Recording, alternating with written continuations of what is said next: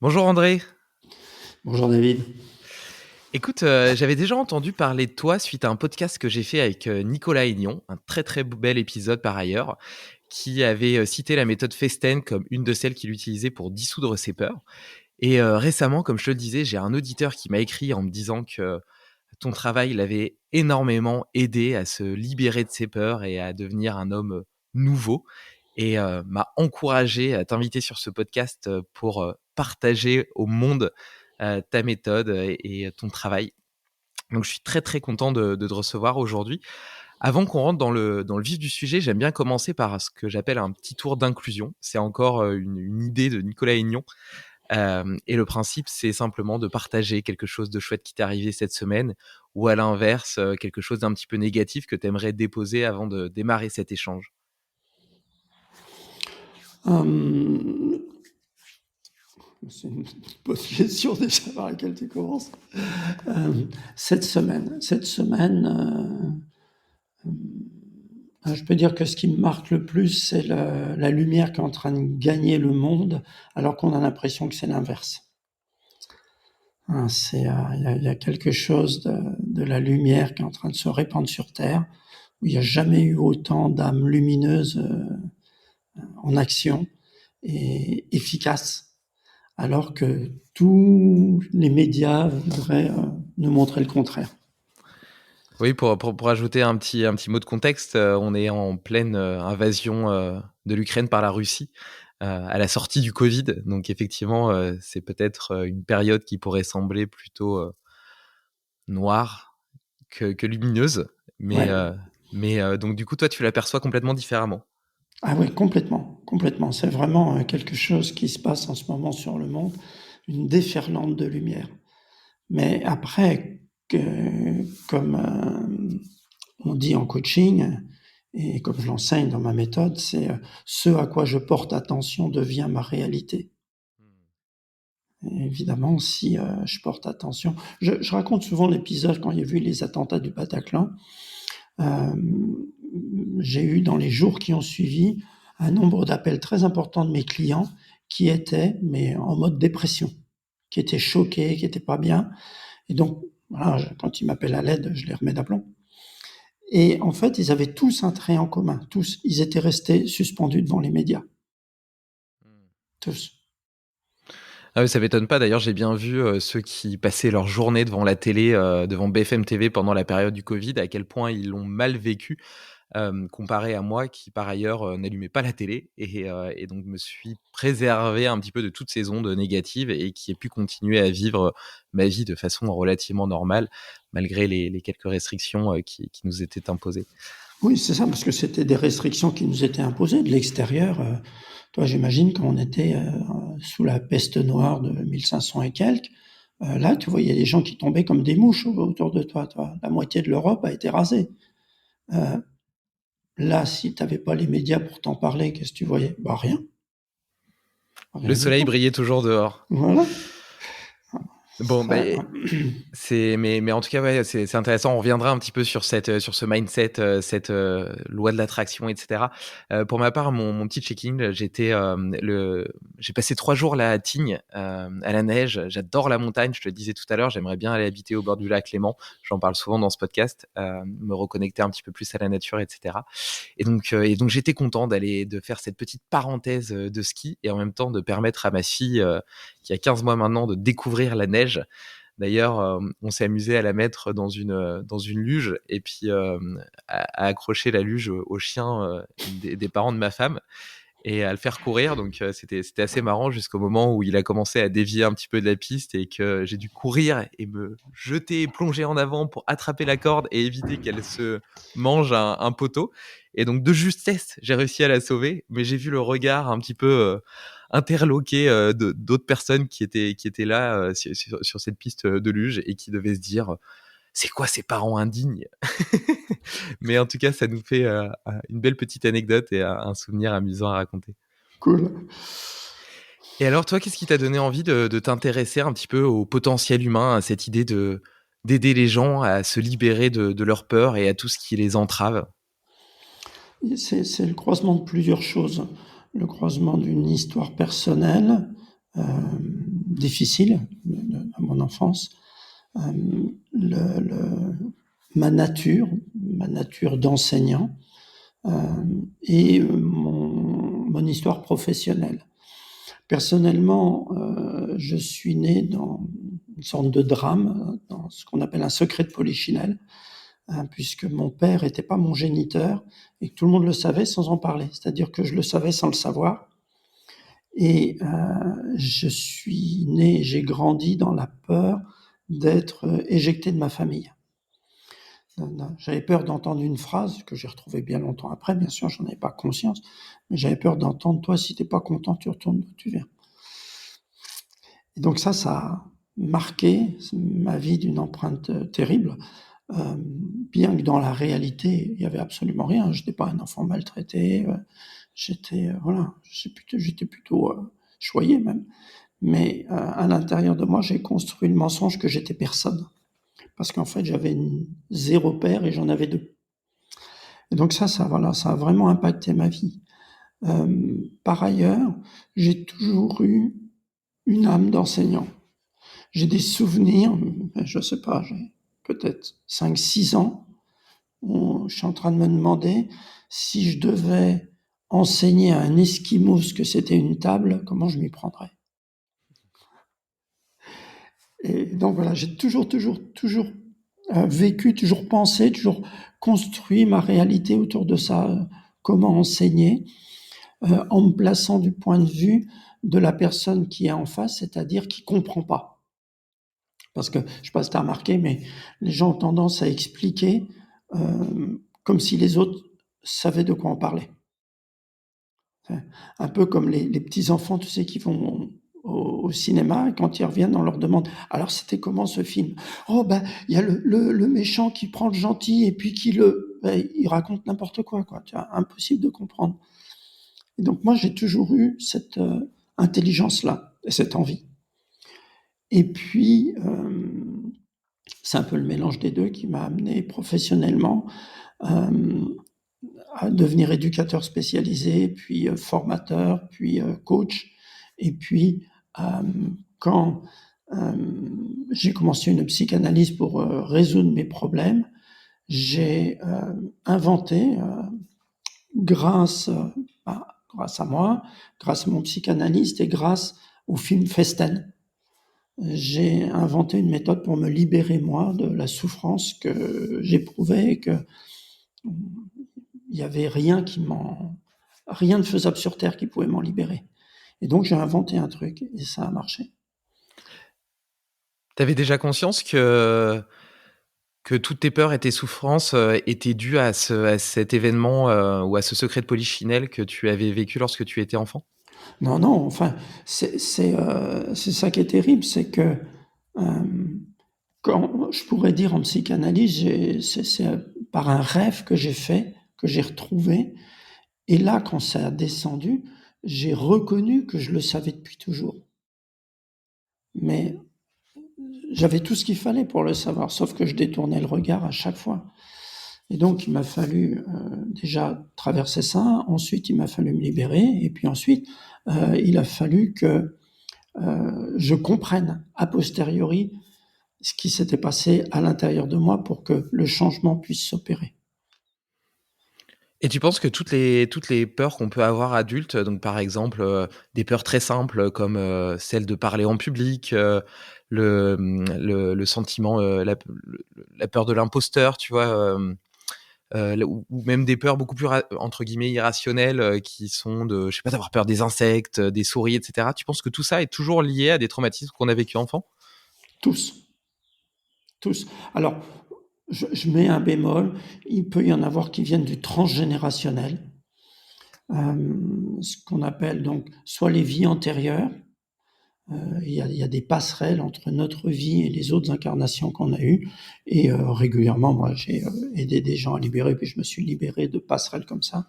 Et ça peut être aussi ce qu'on appelle des fantômes familiaux, c'est-à-dire des énergies qui se sont créées parmi nos ancêtres, nos aïeux, et qui descendent l'arbre généalogique. Et on est dépositaire de peurs qui ne nous appartiennent pas à ce moment-là. Mais en dehors de ça, toutes nos peurs sont créées dans notre enfance, tout le temps. Et il n'y a pas une peur qui échappe à ça. Et du coup, par exemple, si moi je te disais que j'avais peur de parler en public, comment est-ce que tu réussirais à trouver dans mon enfance ce qui a pu générer cette peur? Oh, facilement, ça, il faut un entretien. Il me faudrait, allez, une demi-heure. En une demi-heure, je te dis d'où ça vient, pourquoi, comment tu l'as construit. Voilà. Parce qu'il y a des patterns communs pour chaque type de peur. Donc, par exemple, tu sais que la peur des souris, en général, elle est reliée à ceci. L'angoisse de la performance, elle est liée à cela. Le syndrome de l'imposteur, il est lié à telle autre partie. Tu as des espèces de mécanismes comme ça, récurrents, que tu peux remarquer qui sont globalement vrais chez tout le monde? Alors déjà, il y a un mécanisme. Le mécanisme est global à tout le monde, il est commun à tout le monde, pardon. Ensuite, effectivement, on a repéré des, des symboles, parce que tout est une affaire de symboles, on va en parler longuement plus loin. Si par exemple, tu as la phobie des insectes, tu as été victime d'inceste, sûr à 95%. Pareil, si tu vas avoir la phobie des serpents. Ouais, tu vois, il y a des trucs qui se retrouvent comme ça. Et puis après, ça dépend. C'est-à-dire que tous les cas sont uniques. Quand on fait une analyse de situation, à chaque fois, c'est quelque chose qui se renouvelle, mais le mécanisme est toujours le même. Donc, si tu as peur de parler en public, c'est que tu crois, parce que c'est une croyance évidemment, tu crois que si tu parles, tu vas être en danger. Et alors, en danger de quoi? Ça peut pas être un danger réel, tu vois, parce que c'est rare quand on se met à parler en public qu'on se prenne des pierres sur la figure. Non, ça, il n'y a pas de chance. Donc, c'est que le danger, il se retrouve pas sur un niveau réel. Il se retrouve sur un autre niveau. C'est ça que j'ai compris. Mes recherches m'ont permis de découvrir le mécanisme qui crée les peurs, la raison pour laquelle on les créait et ce que l'on en attendait. Les peurs ont une raison d'être et elles nous sont utiles. Enfin, ça, je mets des guillemets, hein. Mais en tout cas, on les ferait parce qu'on croit qu'elles nous sont utiles. Elles sont utiles à quoi? Alors, quand tu nais, tu es dans un besoin absolu. Absolu, ça veut dire que ça doit être total. Tu es dans un besoin absolu d'amour et de sécurité. Et il s'est créé dans ce qu'on appelle l'inconscient collectif, c'est-à-dire que Jung a mis ça en évidence très bien, la collectivité possède un inconscient comme un individu possède un inconscient personnel. Et dans cet inconscient collectif, il y a des règles, des certitudes, des symboles qui traînent et qui font force de loi. Et il y en a une qui est fondatrice, une de ces lois, c'est maman égale amour, papa égale sécurité. Et bien sûr, papa égale un peu amour et maman égale un peu sécurité, mais c'est vraiment tranché. De même que tu es un homme ou une femme, toi, c'est tranché. Quoi qu'aujourd'hui, il faut se méfier quand on dit ça. Et donc, comme on en a un besoin absolu, notre mental croit que si on manque de l'un ou de l'autre, on va mourir, puisque le besoin est absolu. Donc, pour te représenter la peur, la mission du mental, il faut t'imaginer si on te mettait un sac plastique sur la tête, tu vois, d'un seul coup, tu as besoin d'air, tu vois. Et si tu fais pas quelque chose, tu vas mourir, toi, tu le sais. Eh bien, ton mental, il est exactement comme ça par rapport à l'amour et la sécurité. Alors, évidemment, ça va pas pouvoir se faire parce qu'il y a une chose qui est certaine, c'est que nos parents, ils sont pas infaillibles. À un moment ou à un autre, tu vas manquer d'amour et de sécurité. Il suffit pour ça que, au moment où tu as besoin de ta mère, elle soit occupée, qu'elle dise non, pas maintenant. Poum! Là, d'un seul coup, tu perds l'amour. Alors évidemment, je te parle pas si ta mère te crie dessus, ou si elle t'abandonne dans ta chambre, ou si tu es né par césarienne et puis que, pardon, prématurément, et puis qu'on te met dans une couveuse où ta mère a disparu, tu vois. Là, il se passe des drôles de trucs, quoi. Tu perds, là, dans l'exemple là, tu vas perdre de l'amour. Et donc ton mental, qui est une sorte de logiciel. Le mental, toi, il faut le considérer comme un disque dur d'ordinateur. C'est à la fois le disque dur et les logiciels. C'est un truc, voilà. Et le mental possède une mission première qui est la survie, que tu vois chez tous les animaux, tu vois, en cas de danger, attaque ou fuite. Et là, eh bien, le mental, en mode survie, il est face à un danger mortel. Et que faire? Puisque, voilà, si la mère est en train de crier sur son enfant, le petit bébé, il ne peut ni fuir ni attaquer. Et pourtant, il est en danger de mort. Eh bien, il va trouver une astuce. Il va s'accuser de ce qu'il subit. Il va modifier sa réalité, puisqu'il ne peut pas modifier la réalité extérieure. Et il va dire, si maman me crie dessus, c'est de ma faute. C'est parce que je suis indigne d'amour. Et là, il crée un mensonge. Il modifie la réalité. Et en créant ce mensonge, il modifie la réalité en disant, maintenant, si maman me crie dessus, c'est pas elle. Elle est toujours égale amour. C'est moi. C'est à cause de moi. Et là, comme ça, je garde maman égale amour.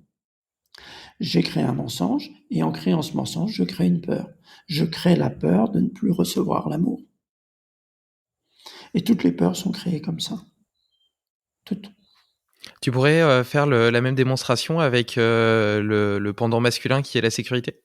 Alors pareil, tu vas avoir ton père qui, je sais pas moi, te tape dessus à coups de ceinture, voilà, pour t'apprendre la vie. Donc, toi, tu attends de ton père qui te mette en sécurité, et là, il te met en danger, puisqu'il te menace, il te maltraite. Donc, tu es en danger, dans la réalité. Donc, tu es en train de perdre papa égale sécurité. Donc, il faut que tu tordes cette réalité, et tu te dis, bah pareil, si papa me frappe, c'est que je mérite d'être frappé. Je mérite d'être maltraité. Et là, je garde papa égale sécurité. Le problème, alors déjà, je crée un mensonge, je crée une peur, déjà ça, c'est pas cool, mais le problème, c'est que je vais me les traîner toute ma vie, parce qu'une fois que j'ai créé le mensonge, il doit rester vrai. Tu vois, si à un moment donné, je dis, ah ben c'est de la faute de ma mère, ben je perds maman égale amour et je vais mourir. Donc, une fois que j'ai dit je suis indigne d'amour, je dois rester indigne d'amour toute ma vie. Et si ton père, par exemple, te dit mais ferme-la, tout ce que tu dis, c'est inintéressant. Personne n'a envie de t'entendre. Ferme-la, puis t'entends ça à longueur de journée. Ben, pareil, tu es dans une menace au niveau réel, toi, parce que ton père devrait te soutenir. Il devrait être ton plus fidèle supporter. Eh bien, là, c'est le contraire. Qu'est-ce que tu dois faire? Tu dois dire, papa, il a raison. Il faut que je ferme ma gueule. Et puis, tu te retrouves adulte, tu dois parler en public, et là, au moment où tu vas parler, il y a ton mensonge qui dit, eh non, souviens-toi, t'es nul. C'est pas intéressant ce que tu vas dire. Et te voilà avec la peur de parler en public. Ça me fait penser à un exemple que j'avais entendu que j'avais lu dans les 4 accords Toltec, que j'avais trouvé très intéressant. Et le premier accord, c'était de dire que ta parole soit parfaite ou quelque chose comme ça. Impeccable. Impeccable, voilà. Et qui disait, j'avais beaucoup aimé cette image, qui disait que la parole était un pouvoir magique et qui pouvait être un pouvoir bienfaiteur ou malfaiteur. Et c'est vrai qu'on a tendance, c'est tellement facile à utiliser la parole, qu'on a tendance à sous-estimer le pouvoir qu'elle peut avoir sur les autres. Et là, au regard de ce que tu partages, encore plus entre un père ou une mère vis-à-vis de son enfant. Et donc, le fameux exemple dans les 4 accords Toltec, c'était une maman qui rentre le soir de sa journée de boulot, qui est fatiguée, qui en a marre, etc. Elle a beaucoup travaillé, elle est en train de faire à manger. Et puis, t'as sa fille qui chante à tue-tête tout le temps. Et elle en peut plus, elle en a marre, elle est fatiguée, elle a mal à la tête. Et puis, au bout d'un moment, elle lui dit, tais-toi, tu chantes mal. Et toute sa vie, cette pauvre petite enfant va garder cette croyance-là limitante dans sa tête, et elle osera jamais chanter, alors que peut-être qu'elle a une voix magnifique et qu'elle serait devenue une chanteuse incroyable. C'est ça. Bien, ce qu'il y a derrière cet exemple des 4 accords Toltec, c'est la peur, c'est le mensonge qui est créé. Voilà, c'est ça que j'ai identifié, c'est ça que j'ai compris. Et c'est grâce à ça qu'on peut se libérer. Une fois qu'on a compris le mécanisme, on va pouvoir se libérer de ça. Et dans certaines cultures, on n'a pas il y a certaines cultures, certaines, qui ont pas la même vision nucléaire de la famille, c'est-à-dire un père, une mère et puis, l'enfant qui est au centre et qu'on protège, qu'on garde vraiment près de soi. Est-ce que tu penses que dans des cultures comme ça plus ouvertes, où justement l'enfant n'a pas qu'un référentiel qui sont ses parents, mais plusieurs qui sont l'ensemble de la famille qui est autour, des amis et cetera, qui vont l'influencer, est-ce que tu penses que du coup, il serait peut-être moins influencé ou moins facilement traumatisé par ce que disent leurs parents? Alors, i globalement, non. Il y a quand même 2 grandes, familles, on va dire. La précisément, la famille, c'est une création relativement récente dans l'histoire de l'humanité. La famille est née avec la société. Avant, quand on n'était pas en société, on vivait en communauté et c'était la communauté qui était référente. On le voit encore, enfin, on le voyait encore il y a pas trop longtemps chez les peuples premiers où les enfants sont élevés par le village, pas par la famille. La famille, ça n'existe pas. C'est une création artificielle. Donc, chez les peuples premiers, si j'accompagnais quelqu'un qui est issu d'un peuple premier, il faudrait que je fasse autrement qu'avec la famille. Mais si on est dans une société, le mécanisme va être le même. Mais effectivement, il va y avoir des singularités, des différences en fonction des cultures, par exemple. Si par exemple, tu accompagnes un japonais, tu vas être sur d'autres symboles qu'en France. Par exemple, tu regardes au Japon, la politesse en tant que telle n'existe pas. Ce qui compte au Japon, c'est l'honneur. Tu es élevé sur l'honneur. Alors évidemment, tu vois, tu vas créer tes mensonges différemment, il faut trouver, mais tu auras le même mécanisme quand même. Et enfin, je veux dire, l'impact des parents est vraiment prédominant par rapport au reste, des interactions sociales que tu peux avoir? Je vais donner un exemple pour étayer, mon propos. Quand je suis arrivé au collège, j'avais des amis en primaire et cetera et quand je suis arrivé au collège, par exemple, je me suis senti rejeté par tout le monde et donc par fierté, j'ai voulu donner l'impression que c'était choisi, donc j'allais pas manger le midi et puis, je m'inventais, un rôle, pendant la journée, tu vois? Un peu, romantique, triste, mélancolique, comme si c'était arrivé quelque chose de très grave dans ma vie, que j'avais choisi d'être tout seul parce que justement, en fait, en réalité, c'était subi, mais je voulais pas, par fierté, que les autres s'en aperçoivent et de la même façon avec mes parents, je voulais pas qu'ils aient l'impression que déjà que ouais, j'avais envie qu'ils soient fiers de moi. Je pense qu'on a toujours envie que ses parents soient fiers de leurs enfants, enfin et donc du coup, je leur ai pas dit non plus, tu vois? Et j'ai l'impression que c'est un traumatisme, bon, qui m'a servi à plein de choses parce que suite à ça, je me suis intéressé justement aux dynamiques sociales, à la séduction, à un tas de choses qui m'ont porté et qui m'ont aidé à devenir la personne que je suis aujourd'hui. Mais pour autant, je sais que c'est un traumatisme qui reste, très vif dans mon esprit et peut-être qui aujourd'hui, motive mon besoin, peut-être plus fort que la moyenne de réussir, d'être meilleur que les autres et pas meilleur pour écraser les autres, mais simplement pour avoir l'impression, de d'avoir quelque chose d'extérieur qui fasse qu'ils m'aiment, tu vois? Mhm. Je suis entrepreneur, j'ai une start-up et cetera. J'ai toujours été extrêmement ambitieux et maintenant je suis en train de remettre un peu tout ça en question en me demandant si en réalité une vie plus simple, peut-être aussi le fait d'avoir une fille, tu vois, me permet de me poser ce type de questions et donc je me demande si j'ai pas construit tout ce modèle de réussite, tout ce besoin d'être le plus fort, le plus beau, gagner le plus d'argent et cetera, faire la une des journaux, moi j'ai pas encore fait la une des journaux, hein, mais dans l'idée, tu vois? Par vengeance pour ce qui m'est arrivé en me disant: «Si je suis reconnu par le monde, je pourrais me permettre d'être moi-même sans être jugé et sans être rejeté» et donc là, tu vois, j'ai l'impression de m'être construit plutôt par rapport, hem, aux autres que par rapport à mes parents. Est-ce que tu penses que, pour autant, ça venait forcément d'un traumatisme que j'aurais vécu avant par mes parents? Ce dont tu parles, c'est ce qu'on appelle la résilience, c'est-à-dire la capacité à utiliser quelque chose de négatif pour en sortir du positif. Donc c'est ce que tu décris, d'avoir été rejeté t'a renforcé. En même temps, tu dis, donc ça c'est la conséquence, la résilience. Mais la cause, c'est quoi? Ben, tu dis, je suis pas allé en parler à mes parents, mais pour quelle raison? Tes parents, c'est tes protecteurs. Or, tu es maltraité. Tu dis, je voulais qu'ils soient fiers de moi. Ça, c'est un arrangement, en quelque sorte. Tu vois, tu essayes a posteriori d'expliquer la raison pour laquelle tu n'es pas allé les voir. Mais dans la réalité, tu es maltraité, tu vas voir tes parents. Tu vois. Donc si tu vas pas les voir, c'est qu'il y a une raison derrière. Donc tu vois que, alors il faudrait, voilà, discuter de tes parents, de comment ils étaient avec toi, etc., etc. Mais on voit juste par là que le fait de pas en parler à tes parents n'est pas neutre. Et ça veut dire que ce qui t'est arrivé au collège, bah, tes parents, ils y sont pour quelque chose. Pas directement, bien sûr. Pas directement. Tu vois. On le voit pour décaler un petit peu, toi. On le voit, moi je l'ai vu, on le voit chez des nombreux clients, des petits enfants, des petites filles qui sont victimes d'inceste ou d'attouchement, de trucs comme ça. Ils vont en parler à leurs parents et les parents les entendent pas. C'est pas possible, ferme-la, tu racontes des histoires.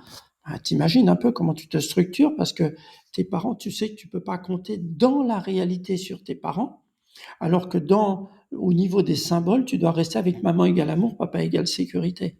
Bah, tu vois de quoi tu t'accuses, quoi. Tu vois,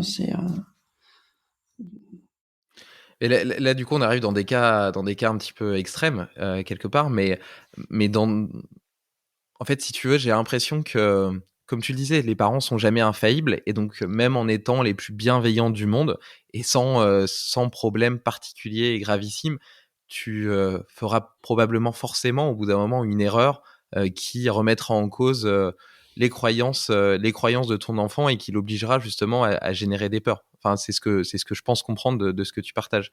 Alors du coup, toi, en tant que père, comment est-ce que tu as géré ça vis-à-vis de tes enfants? Comment est-ce que tu essaies au maximum de leur apporter, bah, donc toi, tu devais leur apporter la sécurité. Donc comment est-ce que tu essaies de maintenir cette constante-là, malgré le fait que, bah, sur la durée, en plus, tu peux pas voir comment eux perçoivent la chose. Tu vois, tu parlais tout à l'heure de, voilà, c'était pas le bon moment, et du coup, la mère, elle dit, tais-toi, c'est pas le bon moment, tu vois. Et en faisant ça, elle va pas avoir l'impression, surtout que ça peut être juste une erreur qui arrive comme ça dans sa vie, elle va pas avoir l'impression de faire quelque chose de mal. si tu me permets, je reviens juste un instant en arrière parce que tu as dit quelque chose, tu arrives sur des cas extrêmes là. Euh, je le dis pour nos auditeurs. Il faut savoir que 60% des personnes dans notre société ont été victimes d'inceste. 60%. Si tu, 60%. si tu rajoutes les cas de viol, les cas de ce qu'on appelle d'Oedipe qui s'est pas bien passé, c'est-à-dire au moment où il y a le passage de l'Oedipe, il y a un Oedipe qu'on appelle un Oedipe perverti, je ne vais pas rentrer dans les détails, mais si tu rajoutes ces deux choses-là, on est à près de 80% de problématiques sexuelles chez les gens qui font qu'on va pas bien. Donc on n'est pas du tout dans des cas extrêmes, pas du tout. J'invite nos auditeurs à se rapprocher des travaux de Bruno Clavier, qui est un de mes amis, et qui travaille sur les fantômes familiaux et sur l'inceste. C'est énormissime. Il y en a partout, partout, partout. Et comme dit Bruno, l'inceste ne fait pas de bruit. Voilà, fin de la parenthèse, c'était important de le dire. Pour revenir à moi, moi, je me suis libéré, j'avais plus de 40 ans. Donc, mes enfants étaient déjà grands et donc ils avaient déjà construit tous leurs mensonges, puisque j'estime qu'on construit les mensonges, la quasi-totalité de ces mensonges, on les construit entre 0 et 2 ans.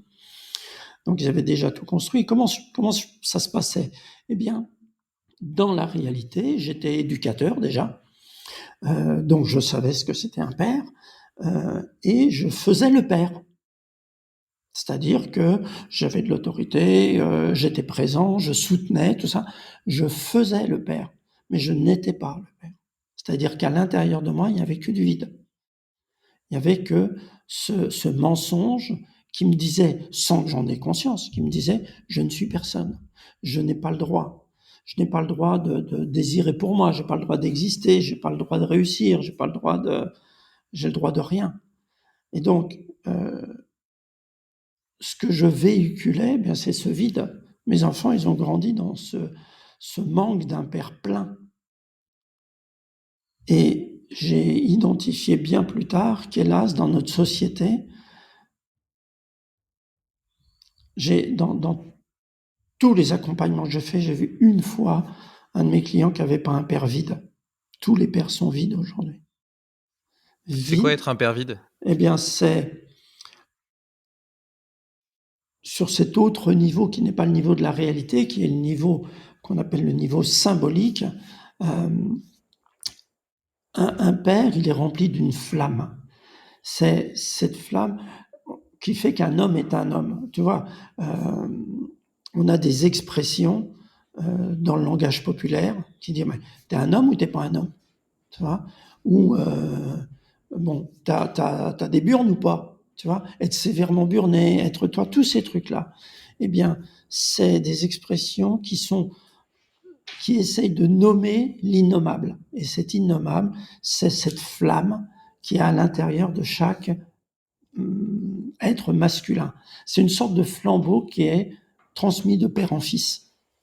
Et il suffit que dans la lignée, il y ait un des pères qui ne transmette pas le flambeau, et toute la lignée en dessous sera vide, ne portera pas ce flambeau. Et avec les guerres, avec les immigrations, avec l'exode rural. Voilà, l'exode rural, c'est un très bon exemple. Tu vois. Le père qui était un père et qui se retrouve à la ville, il sait plus où il est, quoi. Il a plus ses valeurs, ses trucs comme ça. En 2 générations, les enfants, ils sont vidés. Ils savent plus à qui ils appartiennent. Ils savent plus où ils sont. Et donc, moi, j'étais comme ça. J'étais comme ça, et donc, on fait comme on peut, mais on le voit, tu vois, le père vide, on le repère. Enfin, si on veut se repérer en tant que père vide, ou si on veut repérer ses parents, on le repère parce que un père vide, il a peur d'être démasqué. Et j'ai vécu un épisode comme ça où mes enfants étaient petits. Je sais pas, j'ai 3 fils. Ils devaient avoir peut-être 5, 7, 9 ans, tu vois, un truc comme ça. Et on revient ensemble de course. Et moi, je suis le dernier à rentrer dans l'appartement. J'ai les sacs et tout ça. Et il y a un de mes fils qui était juste devant moi. Il rentre et il me ferme la porte au nez pour rire. Je suis rentré d'une rage, une colère noire. Sur le moment, j'ai pas compris ce qui m'arrivait. Mais il a rouvert la porte, il s'est fait engueuler de première.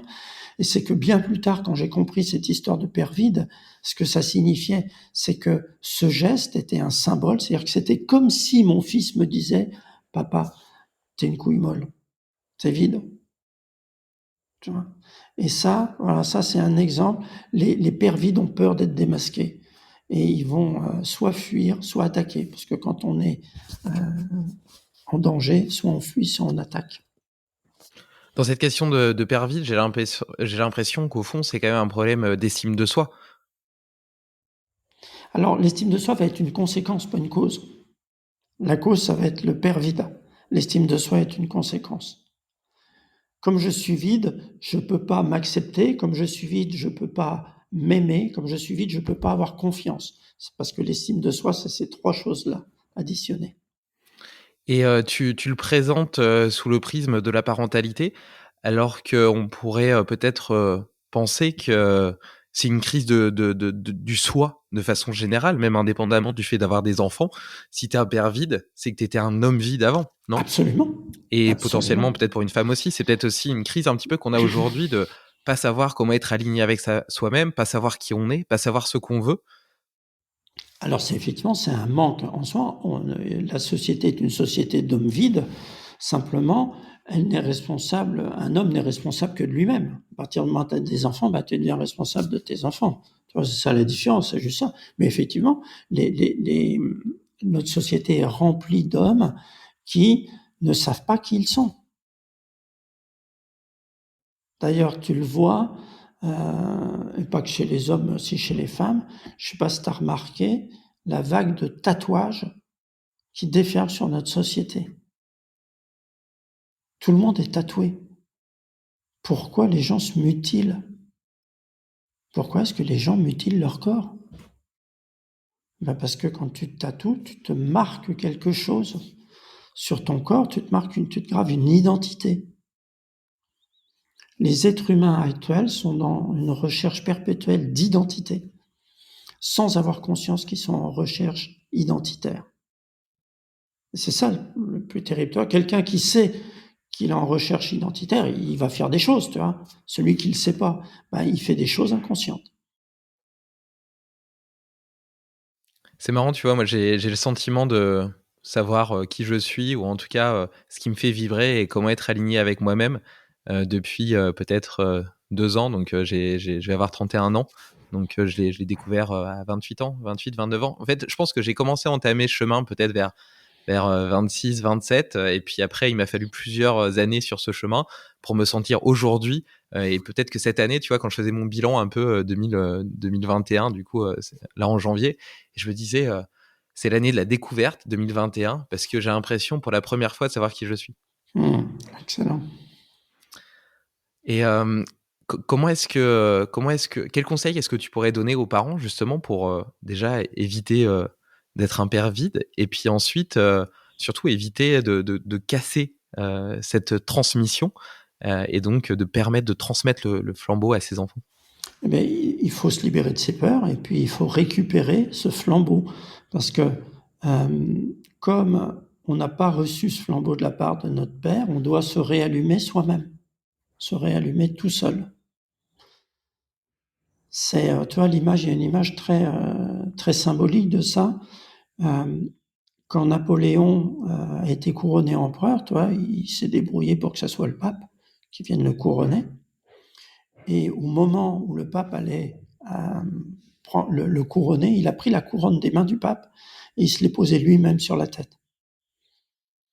Et on pourrait dire, waouh, quel égo, sûrement c'est vrai. Hein. Mais néanmoins, au niveau symbolique, il a entièrement raison, parce que s'il est empereur, ça veut dire qu'il n'y a personne sur Terre de plus important que lui. Même pas le pape, parce que le pape, il est représentant de Dieu, mais lui, c'est un homme. Et donc, non, il n'y a qu'une personne qui peut me désigner empereur, et c'est moi-même. Quand on fait son festin, c'est ce qu'on fait. On fait dans la cérémonie de libération, il y a ce passage où on se renomme soi-même, où on se rallume soi-même. Et c'est bien que tu parles de cérémonie. Je pense que c'est la transition parfaite pour que tu nous expliques un petit peu le processus. Donc, on a déjà rapidement évoqué le fait que, je pense, tu me corrigeras si je me trompe, on part d'une peur.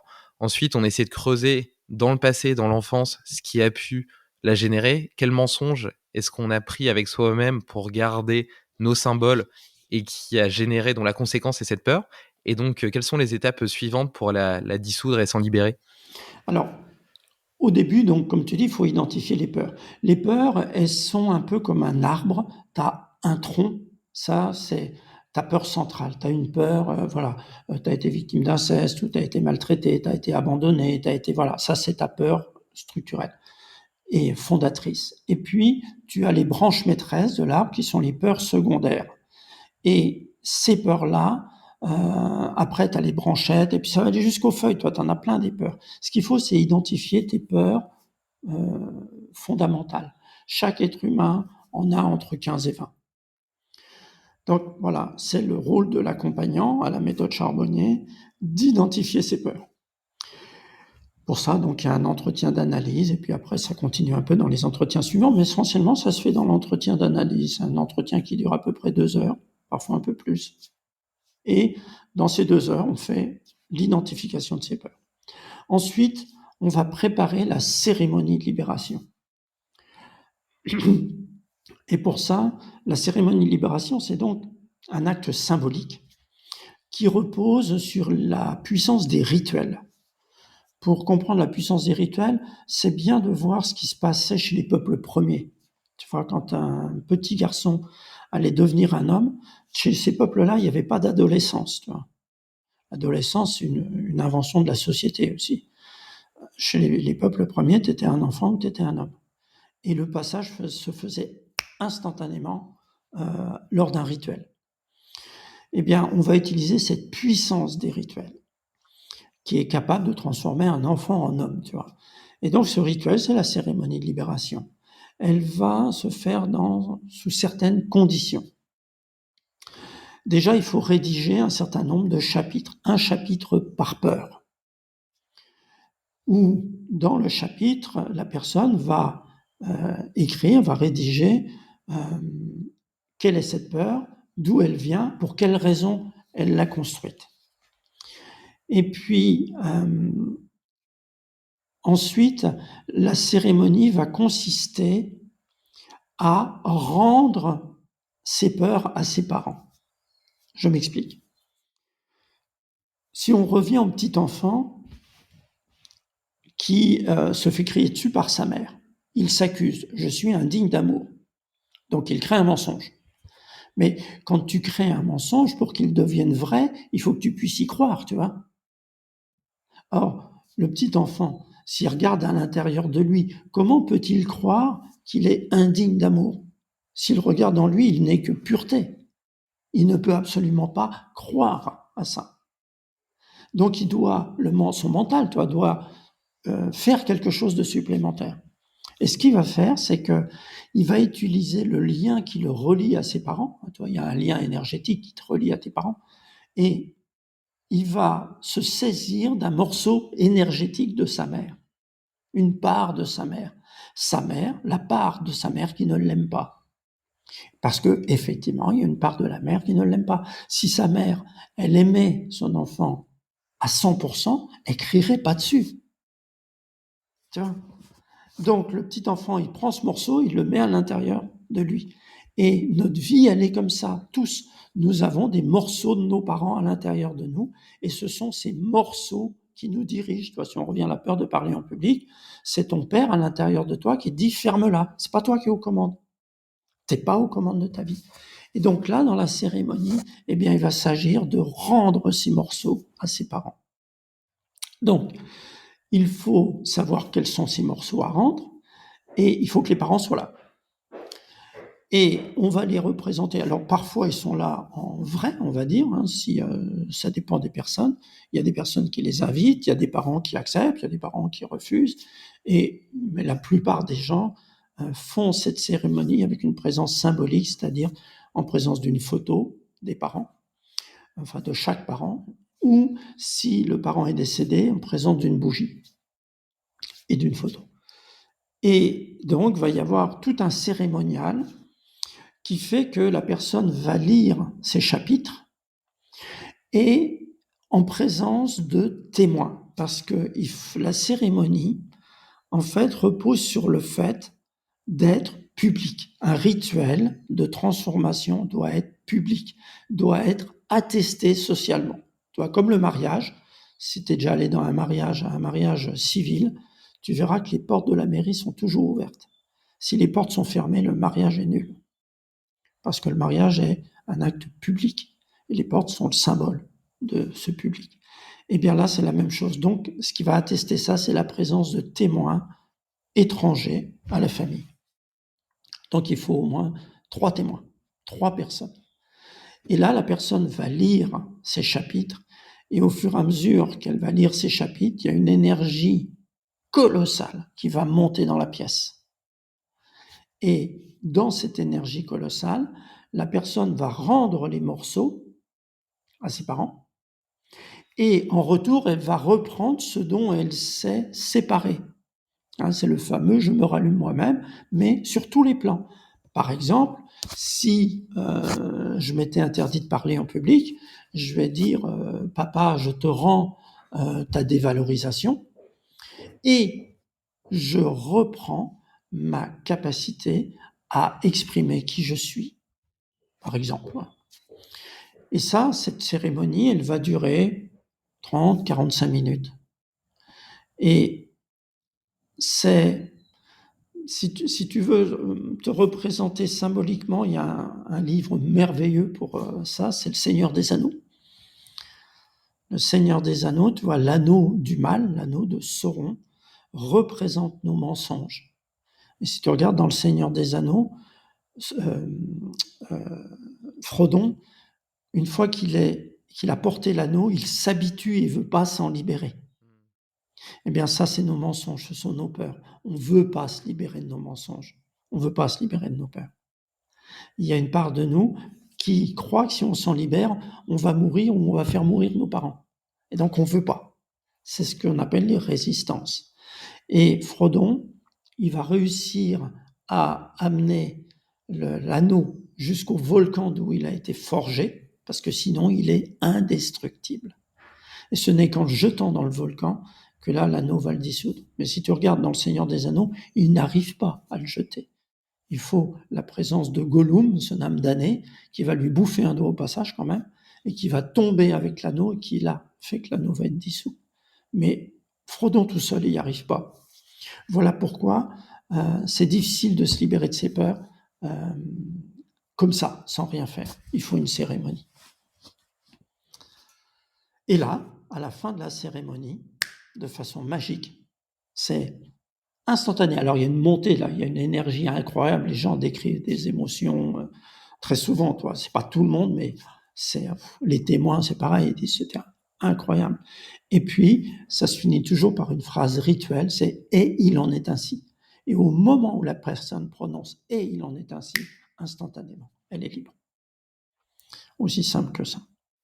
Et après, il y a une confrontation à la peur qu'elle avait ou pas? Alors, après, il y a... Là, c'est le bon moment pour dire que quand tu as fait ta cérémonie, tu n'as même pas commencé le travail. On va y revenir. Je mets le suspense. La cérémonie, c'est un acte magique. Donc, les modifications, elles sont magiques. C'est-à-dire qu'on ignore comment ça va se passer. Tu as des gens, tu as des peurs qui lâchent, mais comme ça. Par exemple, je me souviens d'une cliente passait son temps à s'excuser. Genre, toi, elle se faisait bousculer, elle disait « Oh, pardon ». Et elle m'a raconté quelques jours plus tard, le lendemain de sa cérémonie, elle est dans le métro, elle se fait bousculer, et là, elle se retourne et elle engueule le mec comme du poisson pourri. Et quand elle se voit faire, elle fait « Oh là !» Donc ça, voilà, ça c'est une transformation magique. Et puis, il y a des peurs où il faut que tu ailles t'y confronter. C'est... ton mental s'est habitué à la peur. On va prendre par exemple la phobie de l'eau. Voilà, tu as la phobie de l'eau. Si tu as la phobie de l'eau, il y a des raisons, je passe les détails là-dessus. Tu fais ton festin et tu vas t'approcher de l'eau en disant je peux aller me baigner. Et là, tu tombes en arrêt, tu trembles comme une feuille et tu n'arrives pas à avancer vers l'eau. Et là, tu vas te dire mais c'est pas possible, pourtant je me suis libéré, je devrais pouvoir aller vers l'eau. Eh bien, c'est que il faut manifester sa libération. Donc, si on prend cette situation-là, prenons une personne qui n'a pas fait son festin, une personne qui a fait son festin. La première, elle n'a pas fait son festin, et va dire, je vais quand même aller, je vais être plus fort que ma peur de l'eau, je vais être plus fort que ma phobie. Elle va rentrer dans l'eau, et elle va trembler, elle va rester. Puis au bout d'un moment, il faut qu'elle ressorte, ça devient insupportable, et elle s'éloigne de l'eau, ça va mieux, mais elle n'est pas libre. La personne qui a fait son festin, elle est devant l'eau, elle tremble comme une feuille, elle va rentrer dans l'eau, ça va être une peur terrible pour rentrer dans l'eau, et une fois qu'elle rentre dans l'eau, là, il y a un phénomène qui se passe, et là, c'est fait. Là, elle est libre. Voilà les deux cas qu'on rencontre après le festin. Et tu as déjà eu je suppose que oui, hein, des clients qui étaient plutôt en dépression ou alors qui avaient un stress chronique et qui avaient un petit peu peur de tout et qui se sentaient tout le temps stressés, jamais vraiment bien. Je suppose qu'à chaque fois, il y a, tu parlais tout à l'heure du tronc, il y a une peur structurelle, fondamentale, et à partir du moment où tu la dézingues, paf, toutes les autres sautent.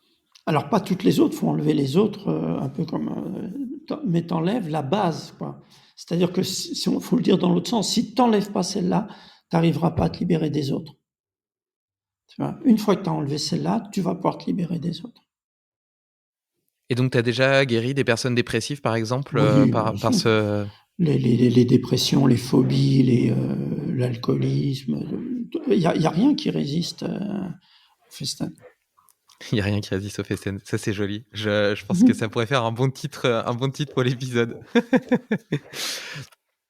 Et Tu vois, avec Limitless Project, j'ai eu l'occasion de vivre plusieurs expériences parce que j'aime bien aller découvrir un peu l'univers de mes invités. D'ailleurs, peut-être que j'aurai l'occasion de faire mon festen avec toi ou un de tes accompagnants dans les prochains mois. D'ailleurs, pour la parenthèse, ça prend combien de temps à peu près? Alors, l'accompagnement prend généralement 12 séances.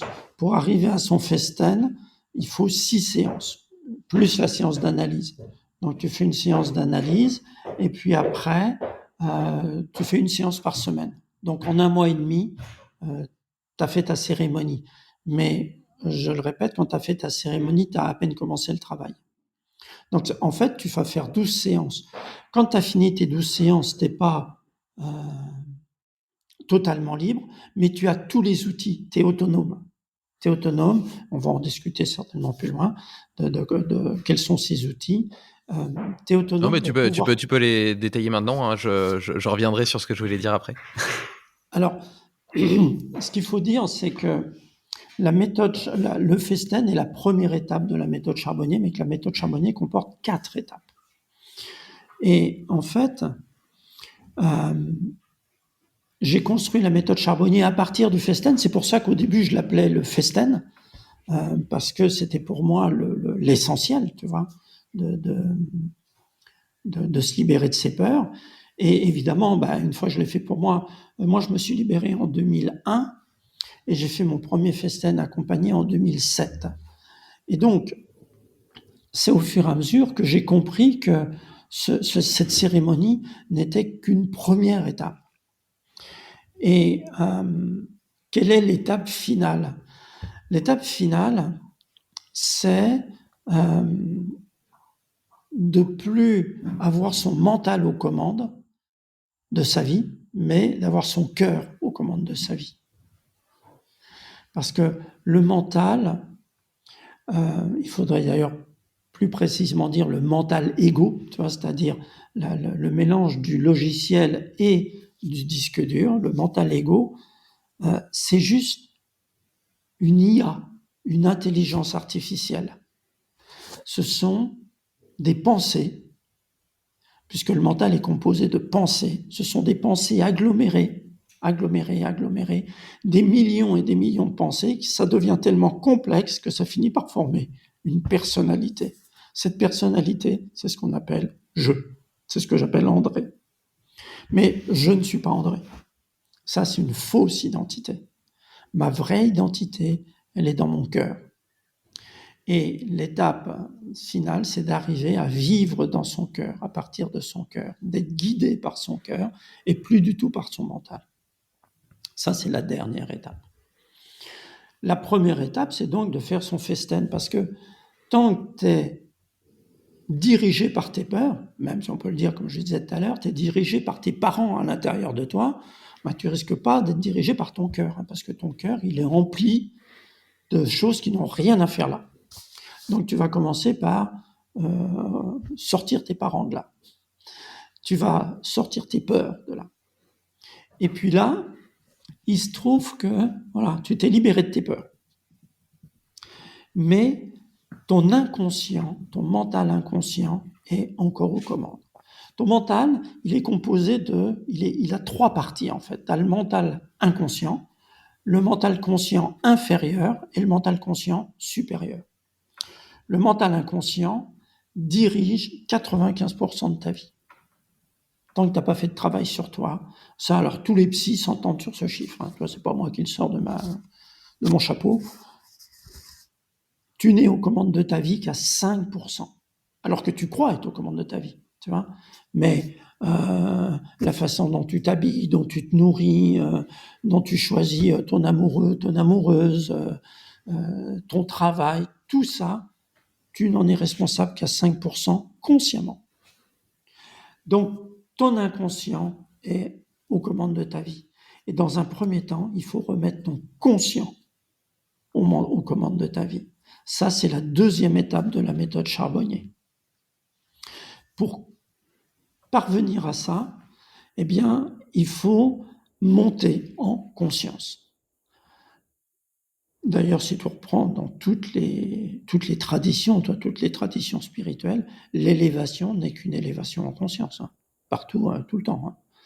Eh bien là, tu vas reprendre le pouvoir consciemment.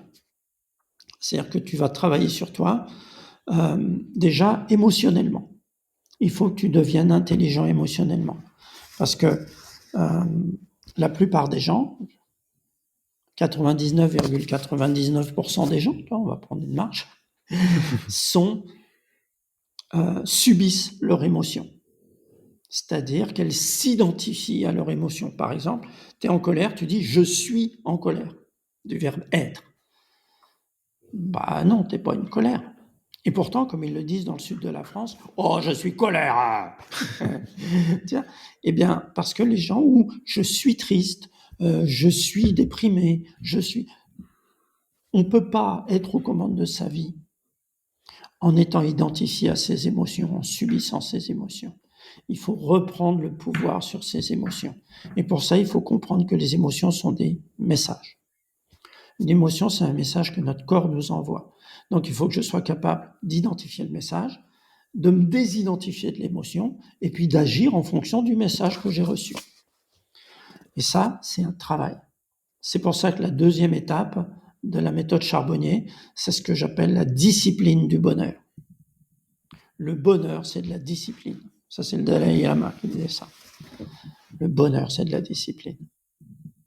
Et donc, je vais apprendre à décoder mes émotions. Tu vois, par exemple, si je suis triste, eh bien, je vais apprendre que la tristesse, c'est mon corps qui m'envoie le message de faire mon deuil de quelque chose. Il y a quelque chose que je dois laisser partir. C'est ça la tristesse. Et toutes les émotions possèdent un message. J'ai décodé la majeure partie des émotions. Donc ça, eh ben, t'apprends ça. Ensuite, tu dois être conscient de ce que tu fais, de ce que tu dis, de ce que tu penses. Et ça, c'est un sacré job aussi. Ça aussi, c'est une sacrée discipline. Parce qu'il y a plein de choses que tu fais, tu t'en rends pas compte. Il y a plein de choses que tu dis. Toi, juste, tu fais une expérience. Tu es avec des amis et tu dis un truc. Peu importe ce que tu dis, tu vois. Bon, on parlait de l'actualité tout à l'heure, tu vois. Tu dis, oh, t'as vu, la Russie envahit l'Ukraine. Juste, tu dis ça. Et puis, t'attends. Et là, tu vois, c'est parti. Ouais, les salauds, hein. Mais non, tout le monde se met à parler. Pourquoi tu parles? Comme je dis, tu parles pour faire du bruit avec ta bouche. Mais à quoi c'est utile? Quel est ton propos? Quelle est ton intention? Quel résultat tu veux obtenir? À quoi c'est utile à la personne à qui tu le dis? Tout ça, on revient sur le pouvoir de la parole. Tu es en train de lâcher de la puissance dans l'univers, tu n'as aucune idée de ce que tu fais. Il faut que tu reprennes le pouvoir là-dessus. Puis ensuite, les pensées. Tu as environ 60 000 pensées par jour. 90% de tes pensées sont les mêmes que la veille. 90% sont les mêmes que la veille. Et sur ces 60 000 pensées, 9 sur 10 sont négatives. Tant que tu n'as pas travaillé sur toi, 9 pensées négatives pour une pensée positive. Il faut inverser ça. Il faut que tu reprennes les commandes sur ton corps aussi. Donc, il faut que tu apprennes que notre corps a été inversé au niveau de son fonctionnement. On met dans notre corps du poison à longueur de journée. Tu ne peux pas vivre sainement en ayant une alimentation qui t'empoisonne. Si tu veux vérifier ça, j'imagine que tu as déjà invité des gens qui t'ont parlé de ça, tu tapes sur Internet laitage égale poison, café poison, micro-ondes danger, alcool poison, qu'est-ce que j'oublie encore? Bon, t'en as céréales. Aliments transformés, sucre. Voilà, sucre raffiné, aliments transformés. Voilà, il y a des gens, tu vois, qui arrivent à modifier leur comportement, qui se changent profondément sans avoir fait de festin, juste en modifiant leur alimentation. Parce que notre cerveau, avec l'alimentation inversée, notre cerveau n'est plus irrigué. Nos capillaires se bouchent. Donc tout ça, il faut le remettre, voilà. Donc il faut reprendre les commandes là-dessus aussi. Ça, c'est pareil, c'est le conscient qui reprend les commandes sur l'inconscient. Parce que tu comprends que quand tu dis j'aime les éclairs au chocolat, eh bien, tu es juste en train de dire je me suis hypnotisé pour aimer les éclairs au chocolat. Nous sommes sous hypnose. Nous sommes sous hypnose quand nous sommes sous nos mensonges. Hein. Toi, quand tu dis je ne vaux rien, bah, tu t'es hypnotisé pour te faire croire que tu valais rien. C'est pas la vérité. Bah, c'est la même chose quand tu dis j'aime les pizzas. Non, t'aimes pas les pizzas. Tu t'es fait croire que t'aimais les pizzas. Il faut reprendre les commandes là-dessus. Et puis, le gros morceau, tu vois, comment ça le gros morceau? Ouais, parce que tout ça c'est important, mais il y a un truc qui est fondamental, c'est reprendre les commandes sur les symboles. C'est-à-dire que nous ne sommes pas en lien avec le monde, nous ne sommes en lien qu'avec des symboles. Regarde un lion dans la nature, comme ça, et essaye de penser à la timidité. Pas possible. Essaye de voir une colombe et de penser à la guerre. Pas possible. Essaye de voir Schwarzenegger dans La force de l'âge et de penser à la lâcheté. Pas possible. Parce que on les considère, tout ça, on les considère comme des symboles. On n'est plus en relation avec la chose elle-même, mais avec ce qu'elle représente. Alors, c'est valable pour les exemples que j'ai donnés, mais ça va être valable pour des concepts aussi, toi, pour des représentations que j'ai à l'intérieur de moi. Je ne suis pas en lien avec mon identité, je suis en lien avec des représentants de mon identité. Par exemple, les tatouages. Les tatouages sont un symbole de mon identité. Mais qui je suis, je ne sais pas. Et dans mon livre Obligé, je décris une situation comme ça où j'explique un peu le phénomène où il y a une jeune femme qui arrive chez des amis et au moment où elle rentre, il y a le propriétaire des lieux qui lui dit un peu sèchement « Hey, enlève tes chaussures ». Et là, on est parti. Là, la personne, elle va le prendre mal. Pourquoi elle le prend mal? Eh bien parce que c'est pas les mots que prononce son ami, c'est ce qu'il représente. Par exemple, ça va la faire penser à son propre père, parce que son père était un père très autoritaire. Et donc, en fait, elle est plus avec son ami, elle est plus dans la réalité. Elle est dans le symbole. Elle est plus face à son ami, elle est face à son père, mais elle le sait pas. Et on passe nos journées dans les symboles. Tu le vois, un exemple qu'on connaît parfaitement avec les ados. Les ados, toi, l'adolescence, c'est un moment où tu te différencies. Il ne faut pas que tu sois comme les autres. Et qu'est-ce que tu fais pour pas être comme les autres? Ben, tu fais comme tous les autres ados. Tu vas te mettre le piercing comme les autres, tu vas relever la jambière de ton pantalon à un moment donné, tu vois, parce que ça varie avec les époques. Tu vois. Mais tu vas prendre des symboles. Tu le vois aussi avec les ados quand ils disent moi, je veux de la marque. Si j'ai des chaussures, faut pas que j'ai des chaussures, je sais pas moi, Carrefour. Ça, non, c'est hors de question. Il me faut des chaussures de marque. Pourquoi? Parce qu'il me faut le symbole, pas la réalité. Toute notre vie est sous l'emprise des symboles. Il faut que je reprenne il faut que je reprenne les commandes de ma vie et que je remette la réalité au centre de ma vie. Tout ça, c'est de la discipline.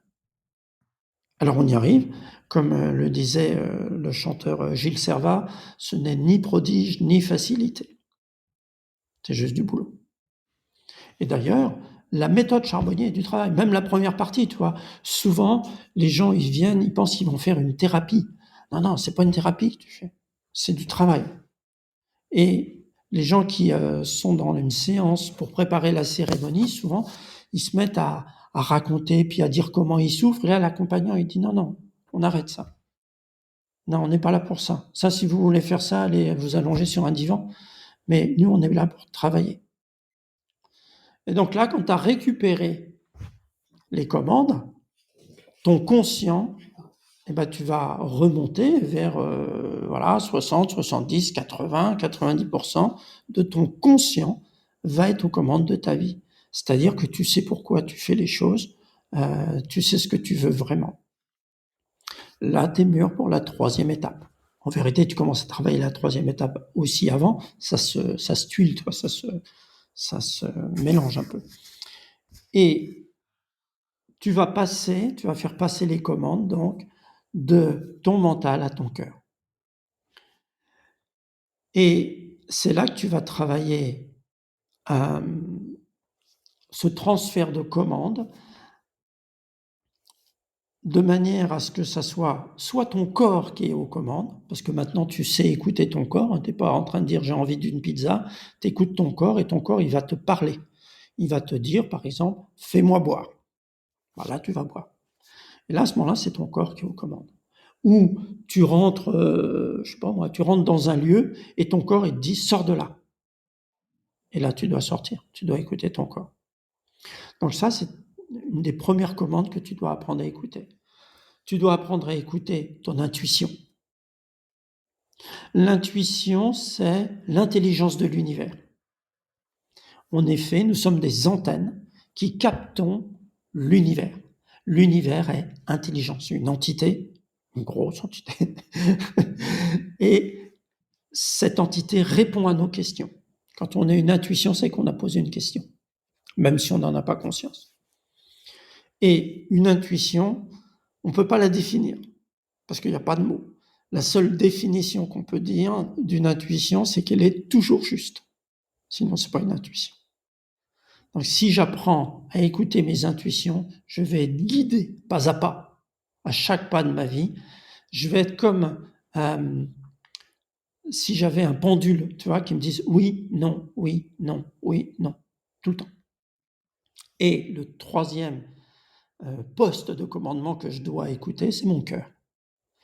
Mon cœur, il est le relais à l'intérieur de mon corps vers ce qu'on appelle la source, la divinité, peu importe comment tu l'appelles, vers le soi supérieur. C'est-à-dire l'amour, la puissance de l'amour. Et si tu t'alignes avec ton cœur, tu vas recevoir de la source, de la divinité, l'amour qui va descendre par le haut de ta tête, par ton chakra coronal, et qui va ressortir de ton cœur. L'amour, dans ton cœur, il irradie. Tu dois apprendre à irradier l'amour.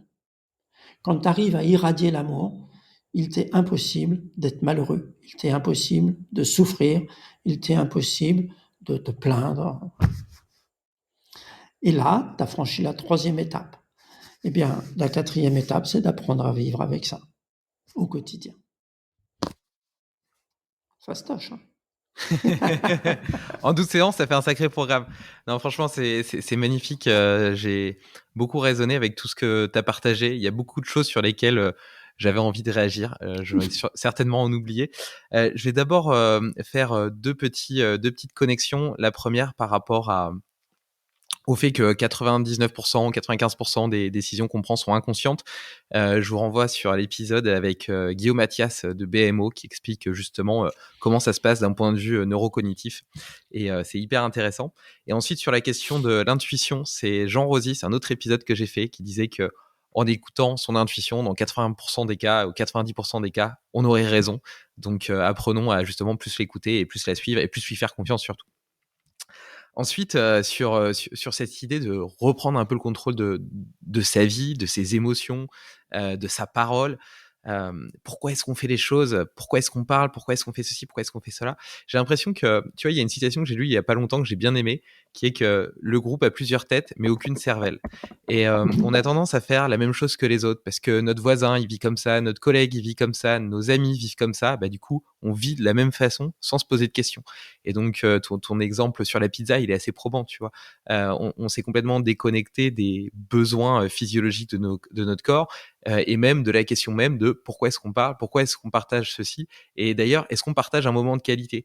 Est-ce que quand je passe un repas à parler de la météo et du Covid, est-ce que j'ai passé vraiment un moment de qualité qui a qui a rempli mon cœur et rempli celui de l'autre. Et tu vois, c'est des questions qu'on se pose plus. On parle pour meubler le temps presque, parce qu'on a peur des blancs, parce que justement, tu vois, on en revient peut-être aussi à des peurs qu'on a enfant où dans une conversation, il faut qu'il y ait de la discussion, sinon ça crée un malaise, tu vois. Et donc, je pense qu'on est tellement pressé aussi d'éviter ce malaise qu'on en vient à perdre l'intérêt de la discussion, la beauté de la discussion telle qu'on peut l'avoir ici maintenant, par exemple. Ensuite, sur les émotions, c'est hyper intéressant ce que tu as dit par rapport aux émotions et notamment le fait de le voir comme un message. Tu vois, de la même façon qu'une douleur, on n'est pas la douleur. La douleur est un message que notre corps nous envoie et qui potentiellement nous donne un signal pour y réagir, la traiter éventuellement, etc. Mais il ne faut pas forcément s'y identifier. Ben, voir les émotions comme un signal, un message du corps, une façon que notre corps a de nous parler. Et nous, justement, le fait de la décoder avant d'y réagir, ça permet aussi de prendre la distance, de l'observer, tu vois, un peu comme on fait en méditation, en pleine conscience, etc., de prendre de la distance par rapport à son mental, à ce qu'on ressent, d'essayer de mieux le comprendre et donc d'y réagir de façon, bah, du coup, beaucoup plus efficiente à la fois pour soi-même et puis pour les autres. Et bon, il y a plein d'autres trucs potentiellement intéressants. Je voudrais ouais, bon, j'aimerais juste donc déjà par rapport au cœur. Donc je te disais que j'avais fait pas mal d'expériences avec Limitless Project et notamment j'ai fait une petite retraite ayahuasca en Suisse et qui m'a permis justement de prendre conscience de mon enfant intérieur qui était caché derrière une armure en fer blanc parce que je voulais me protéger du monde, etc. Probablement, sans que j'en ai conscience. Et même si j'avais l'impression au fond de moi d'être quelqu'un de profondément généreux et bienveillant, des valeurs qui sont au centre de mon système de valeurs personnelles et auquel je m'identifie pleinement, et ben, je me suis aperçu lors de ces 3 jours-là que j'irradiais pas. Là, tu vois, tout à l'heure, tu as parlé d'irradier l'amour, ou je sais plus exactement quel terme tu as utilisé, mais j'ai pris Exactement. conscience que l'amour, c'était pas seulement le dire ou le penser, c'était aussi le vivre. Et que l'intention que tu mets derrière, tu vois, quand tu fais quelque chose avec amour, le fait d'avoir l'intention et d'aimer sincèrement la personne au moment où tu le fais, eh ben, ça change complètement la dimension et la puissance de ton acte. Et de la même façon, cette ouverture te permet aussi de la recevoir. Je me souviens notamment d'une soirée où j'étais là et je sentais l'amour de toutes les personnes autour de moi qui étaient là, qui irradiaient dans la pièce et qui me percutaient. Moi, j'ai l'impression d'être un volcan qui débordait de tout cet amour et qui l'envoyait aux autres. Et cette compréhension, cette découverte de la puissance des énergies au-delà du corps et au-delà de justement du mental, justement là, c'était l'ouverture du cœur, indépendamment du mental, a été une vraie révélation, même si on a encore évidemment, enfin j'ai encore personnellement en tout cas du chemin à faire là-dessus. Et d'ailleurs, je m'étais acheté un petit bracelet qui vient ici pour essayer de l'appliquer au quotidien, essayer de réussir à avoir un ancrage pour me reconnecter dans ma vie de tous les jours à ce que j'avais ressenti à ce moment-là et pouvoir m'en souvenir et continuer à le vivre.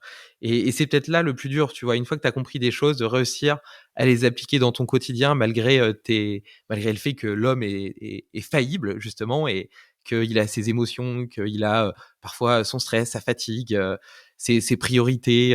Enfin, tu vois, probablement que j'ai pas encore atteint un niveau d'élévation suffisant que pour avoir le contrôle sur tout. Mais quoi qu'il en soit, voilà, c'est ça aussi le défi, c'est de réussir à le vivre au quotidien. Et enfin, je termine par ce que tu as dit au tout début par rapport à l'ego et au cœur. Justement, tu vois, l'ego, c'est la représentation de notre personnalité. C'est tous les masques avec toutes les expériences, tous les masques qu'on a utilisés dans notre vie qui se cumulent en un seul et qui créent notre personnalité à laquelle on s'identifie. Et du coup, en abandonner sur le chemin, déjà, c'est difficile. Et puis surtout, faire la différence entre ce qui est vraiment moi, mon moi profond, et ce qui est la représentation de ce que j'ai envie d'être par rapport à la société, par rapport à mes peurs, par rapport à justement à toutes mes constructions sociales et mentales qui sont pas forcément en accord avec moi-même, mais que j'ai gardé pendant, bah, moi j'ai 30 ans, donc pendant 30 ans, tu vois, faire la différence, le distinguo entre les deux, donc entre mon moi profond et ce moi projeté, je trouve pas ça évident, tu vois. Euh, D'autant plus que tant qu'on n'a pas, on ne s'est pas libéré de ses peurs, qu'on n'a pas rendu les morceaux à nos parents, on a ces morceaux à l'intérieur de nous qui nous gouvernent. mmh, Donc, tu vois, si on garde l'exemple de la peur de parler en public, un très bon exemple, euh, tu peux travailler sur toi en coaching, et tu as plein de techniques qui existent pour apprendre à parler en public. Mais tant que tu as une voix à l'intérieur de toi qui te dit t'as pas le droit, t'as pas le droit, t'as pas le droit, t'as pas le droit, bah c'est compliqué, quoi. C'est beaucoup plus simple. C'est un peu comme dans une voiture, tu vois. C'est mieux d'enlever le frein à main pour démarrer. Sinon, Oui. tu n'arrives pas à rouler, tu vois. Et donc, on est rempli, tant qu'on ne s'est pas libéré, on est rempli d'injonctions et d'interdictions. Tu vois. Interdiction de désirer, interdiction de réussir, interdiction d'aimer, interdiction de se faire aimer, injonction de se dévaloriser, tu vois, injonction de se saboter. Tous ces trucs-là, tant qu'on s'en est pas libéré, c'est compliqué après. C'est beaucoup plus simple de reprendre les commandes une fois qu'on a fait la première étape. C'est-à-dire que quand je disais tout à l'heure, quand tu as fait ton festen, tu n'as pas encore commencé à travailler, c'est vrai, mais tant que tu n'as pas fait ton festen, tu peux pas commencer à travailler confortablement. Tu vois, tu te, c'est comme si tu disais, je vais m'entraîner à courir le 100 mètres, et puis tu as un sac de 50 kilos de cailloux sur le dos, quoi. Tu peux le faire, mais ça va être dur de battre le record du monde, quoi. Je pense qu'il y a un sac qu'on a un petit peu tous, un boulet qu'on a un petit peu tous au pied, qui est d'une certaine façon, en fait, même si on l'avoue jamais vraiment, une certaine peur des autres, dans la mesure où je pense que chacun, au fond de soi, a de l'amour à transmettre et a envie de recevoir de l'amour. Et donc, en réalité, on devrait avoir peur de rien, en tout cas dans les interactions sociales. Et pour autant, même si elles peuvent être diverses et prendre diverses formes, on a toujours certaines peurs, certaines distances, justement, dans nos interactions sociales. Et ça vient forcément d'une peur de l'autre, d'une peur de ne pas être assez bien vu, assez bien... Tu vois, je reprends un autre exemple. Là, il y a 2-3 semaines, j'ai passé une semaine en Italie, j'ai fait du yoga Tumo, c'est un yoga du froid. On s'expose dehors à poil par -8, et puis après, on va dans un lac d'eau gelée. Et bref, et le soir, on faisait ce qu'on appelle du bhakti yoga. C'est un yoga plutôt musical, chanté, dansé. Et il y a un soir où justement, le Patrick qui animait le stage nous a dit laissez-vous envahir par la musique, porter par elle, et puis vous pouvez danser, vous pouvez faire ce que vous voulez, etc. Et tu vois que tout le monde était un petit peu, quand il l'a dit, un peu gêné, voire avait un peu d'impréhension à l'idée de se dire on va devoir danser ensemble, les uns les autres, avec les autres qui nous voient et qui nous regardent en train de danser, tu vois. Et donc, tu as toujours cette peur de, justement, pas être assez bien, pas danser assez bien, et d'être jugé, justement. Et j'avais vraiment le sentiment que c'était une peur qui était un peu partagée par tout le monde. Et au Bien final, on sûr. s'est juste laissé aller par la force, la vibration, la beauté de la musique, et puis aussi de l'énergie du groupe. Et puis d'abord, on était assis, tu vois, on a commencé à bouger assis. Puis petit à petit, on s'est levé. Et plus ça avançait, plus tout le monde s'est lâché. Et à la fin, on était tous debout à danser, à partager ce moment avec cette énergie qui était magnifique. Et c'était un moment incroyable, tu vois, d'une vraie beauté. Et je trouve que c'est une métaphore, une comparaison qui est assez intéressante parce qu'elle te montre d'où tu pars, c'est-à-dire des peurs qui t'inhibent et qui t'empêchent de vivre avec intensité ta vie. Et à la fin, un moment d'une qualité extrême, sans filtre, sans poids, vraiment complètement libéré. Et à quel point c'est beau, tu vois. Et du coup, bah, ça donne envie de faire ce travail-là. Mmh. C'est très juste ce que tu dis. C'est, ça repose sur le fait qu'en fait, on vit inversé. On est complètement inversé parce que cette histoire de maman égale amour, papa égale sécurité, même s'il y a d'autres causes, mais je vais les laisser de côté, nous inverse, c'est-à-dire que on veut recevoir ce dont on a manqué. On a manqué d'amour, on a manqué de sécurité, donc je veux les recevoir de l'extérieur. Et du coup, je vis un paradoxe permanent parce que euh, si j'ai manqué d'amour, c'est que j'ai été obligé de me créer le mensonge que je suis indigne d'amour. Tu vois.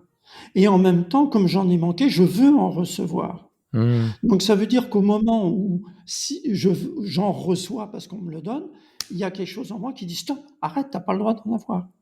Donc tu vois, j'aime bien cette image là, c'est un peu comme le mendiant qui tendrait la main pour avoir une pièce, et au moment où lui mettrait la pièce dans la main, il retirerait la main en disant oula, j'ai failli la prendre celle-là. Tu vois, c'est un peu notre vie. Et du coup, on est dans ce manque qui fait que on croit qu'on a besoin de remplir notre cœur. Et c'est une aberration totale puisque notre cœur, c'est une chaudière. Donc, on se retrouve à être des chaudières voulant être réchauffées. Ce qui fait que nos désirs sont des désirs de demande. Je veux quelque chose. Fondamentalement, je veux de l'amour et je veux de la sécurité. Alors, soit je les veux comme ça, hein, par exemple, une femme va dire, moi, je veux un homme qui soit fort et qui, voilà. Soit c'est des symboles. Je veux de l'argent, je veux une situation, je veux de la réussite. Mais tout ça, c'est toujours des symboles d'amour ou de sécurité. J'ai besoin de ce dont j'ai manqué. Parfois, souvent même, ça va être, je vais donner ce dont j'ai manqué. Et comme ça, j'espère le recevoir en retour.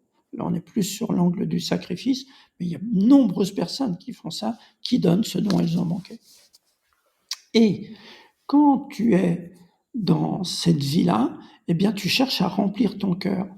Et il faut trouver l'inversion de l'inversion. Je dois inverser l'inversion. Et c'est ça qui se passe quand j'arrive à la troisième étape de la méthode Charbonnier, c'est que je comprends, c'est-à-dire littéralement je prends avec moi, je comprends dans mes tripes que mon cœur, il n'est pas là pour recevoir, il est là pour donner. Un vrai désir, c'est pas un désir qui demande, c'est un désir qui donne. Et l'expérience que tu fais, grâce à cet animateur qui sait comment s'y prendre, pour que le mental se sente sécurisé et laisse de côté la peur de juger, la peur d'être jugé, et de s'abandonner à autre chose, eh bien, s'abandonner à quoi? Eh bien, à la vraie nature des êtres humains, à ce qu'on est vraiment, et avec la proximité, la confiance, la musique, la présence rassurante, hein, et donc la sécurité de l'animateur, il va se passer une espèce d'alchimie qui fait que les gens vont commencer à irradier, et là, ils sont dans le vrai désir. Ils manifestent le vrai désir. Et effectivement, comme tu dis, c'est génial quand tu es comme ça, parce que tu veux rien, mais ce que tu reçois, c'est 10 fois plus, 100 fois plus que quand tu demandes, quand tu manques quelque chose. T'as tout compris. C'est exactement ce que j'ai ressenti. Et toi, dans ton quotidien, est-ce qu'il y a peut-être des petites routines, des hacks ou des petites habitudes que tu as mises en place justement pour vivre ces 4 grands principes que tu as théorisés dans la méthode Charbonnier? Alors, il y a effectivement des routines de discipline. Moi, je commence à plus en avoir vraiment besoin parce que j'ai pratiqué, pratiqué, pratiqué encore. Mais quand on s'est libéré, il y a une routine qu'on doit faire tous les matins, même plusieurs. La première, c'est déjà de se demander qui va poser le pied par terre. Je suis dans mon lit et avant de me lever, j'ai OK, qui va poser le pied par terre? Est-ce que c'est un mental dans le manque ou est-ce que c'est un cœur en train d'irradier sa puissance? Et ça, c'est moi qui vais choisir. Ce à quoi je porte attention devient ma réalité. Si je porte attention sur le manque, je vais vivre une vie de manque. Si je porte mon attention sur irradier, je vais vivre dans le bonheur. Donc ça, c'est la première routine. Deuxième, centré, connecté, ancré. On a tendance dans cette inversion à laisser l'énergie fuir de nous. Donc je fais un petit rituel où, dans un premier temps, je vais, en inspirant, ramener toute mon énergie dans mon corps. Je vais me recentrer. Ensuite, je vais me connecter au soleil et mon chakra coronal, par le haut de ma tête, et je laisse l'énergie du soleil descendre dans mon corps. Avec le chakra racine en bas de ma colonne vertébrale, je me connecte au centre de la Terre et je laisse ces deux énergies se rejoindre et ça va faire comme une étincelle, une petite flamme qui va grossir, s'intensifier et la lumière va se répandre dans tout mon corps et jusque dans mon corps éthérique, c'est-à-dire à quelques centimètres de mon corps physique, et ça va me faire comme une bulle de lumière, une bulle de protection. Là, je peux avancer dans la journée, je suis centré, connecté, ancré, il peut rien m'arriver. Et je suis protégé des énergies négatives ambiantes. Ensuite, je dois être vigilant aux émotions. C'est-à-dire que dès que j'ai une émotion négative, je sais que j'ai affaire à ce qu'en analyse transactionnelle, on appelle un élastique. C'est-à-dire que je suis ramené en arrière dans ma petite enfance. Même si dans la situation présente, tu vois, s'il y a quelqu'un qui m'insulte et ça me met en colère, on peut dire, bah oui, c'est à cause de lui, c'est lui qui m'insulte. Il y a une réalité. Oui, il y a une réalité. Mais pourquoi tu es en colère? Moi, quelqu'un m'insulte, ça me fait rien, hein. Parce que je sais que la personne parle d'elle. Tu vois, quelqu'un qui m'insulte, elle me dit, je sais pas moi, t'es moche. Bah, elle est en train de dire, je te trouve laid. Bah ouais, tu me racontes ta vie, en quoi ça me regarde, quoi. Donc, si tu ressens la colère, c'est parce que cette personne est le symbole, elle représente une situation que tu as vécue dans ton enfance. Ça te ramène en arrière vers un petit enfant intérieur, à l'intérieur de toi qui est bloqué. Toi, tout à l'heure, tu parlais de ton petit enfant intérieur. Effectivement, c'est ce que j'appelle aussi la fée clochette. Toi. C'est quand tout pétille, eh bien, ce petit enfant intérieur, il est caché par des enfants intérieurs bloqués. Quand tu as subi un traumatisme, si par exemple à 2 ans, je sais pas moi, t'es abandonné par tes parents, mais juste dans ta chambre, tu vois. Tes parents, ils t'ont mis dans ta chambre et dit pleure, ça te fera du bien. Et toi, voilà, t'es malheureux comme tout. Eh bien, t'as un petit enfant qui se bloque et qui grandira pas. Il va rester bloqué à cet âge-là. Eh bien, quand tu es adulte, tu revois des miroirs, il y a des miroirs qui te renvoient à ces enfants-là. À chaque fois, les miroirs te sont signalés par une émotion négative. Donc, dès que tu as une émotion négative, tu décodes l'émotion, tu te désidentifies, tu dis sors de là. Je ne vais pas m'identifier à la colère ou à la tristesse, peu importe. Et je vais aller guérir le petit enfant intérieur. Ça, c'est une routine. Donc, je guéris, ça c'est au niveau symbolique. Et puis, je vois dans la réalité ce que j'ai à faire. Et souvent, c'est je guéris au niveau symbolique et j'ose au niveau réel. Si on revient encore une fois à la peur de parler en public, j'arrive et je dois m'exprimer devant 5 personnes, je suis surpris, émotion négative. Laquelle? La stupeur. Ok, je décode la stupeur, je vais guérir le petit enfant. Et là, dans la réalité, j'ose. Bah allez, c'est parti. De l'audace, toujours de l'audace. Sans audace, tu peux pas reprendre les commandes. Parce que sinon, tu vas rester dans ce que j'appelle le programme par défaut, c'est-à-dire ton habitude. Par exemple, le conformisme dont tu parlais tout à l'heure, que j'appelle le syndrome d'inclusion. Pour être inclus dans des groupes, on fait des trucs incroyables. On se nie soi-même, c'est une force. Et ça, voilà, c'est pareil, c'est une routine que je mets en place, c'est un programme que je mets en place, que j'appelle les programmes délibérés. Je ne dis jamais oui à l'autre quand ça me fait dire non à moi-même. Et ça, je le garde, c'est une règle de vie. Et puis, au fur et à mesure que tu mets des programmes comme ça, tu arrives à jongler avec différents programmes. Ça, je pense souvent, pour cet exemple-là, à Schumacher, Michael Schumacher, sextuple champion du monde de Formule 1, qui était arrivé sur un plateau de télé avec son volant de Formule 1. Et au milieu de son volant, tu avais plein de boutons. Et tu as l'animateur qui lui dit, mais comment vous faites pour vous y retrouver dans ces boutons en roulant à 250 à l'heure, quoi? L'autre, il dit, c'est simple, j'ai commencé avec un bouton. Voilà, c'est pareil. Donc, tu commences avec l'intelligence émotionnelle, après puis au fur et à mesure, tu arrives à jongler avec tout ça, mais de la même façon que tu as appris à conduire une voiture, hein. Tu as appris tes tables de multiplication, c'est que de l'apprentissage. Et puis, au bout d'un moment, tu guéris des enfants, tu vas avoir de moins en moins d'émotions négatives. Comme tu es en vigilance, que tu es conscient de tes pensées, de tes paroles et tout ça, tu es de plus en plus à irradier. Et moi, aujourd'hui, je sais pas, j'ai peut-être 2, 3 émotions négatives par mois. J'ai plus de pensées négatives. Quasiment plus, tu vois. Et ouais, vas-y, pardon. Là, je sais pas, juste pour dire, là, à ce moment-là, c'est cool, quoi. Ça, c'est cool. Ouais, j'imagine.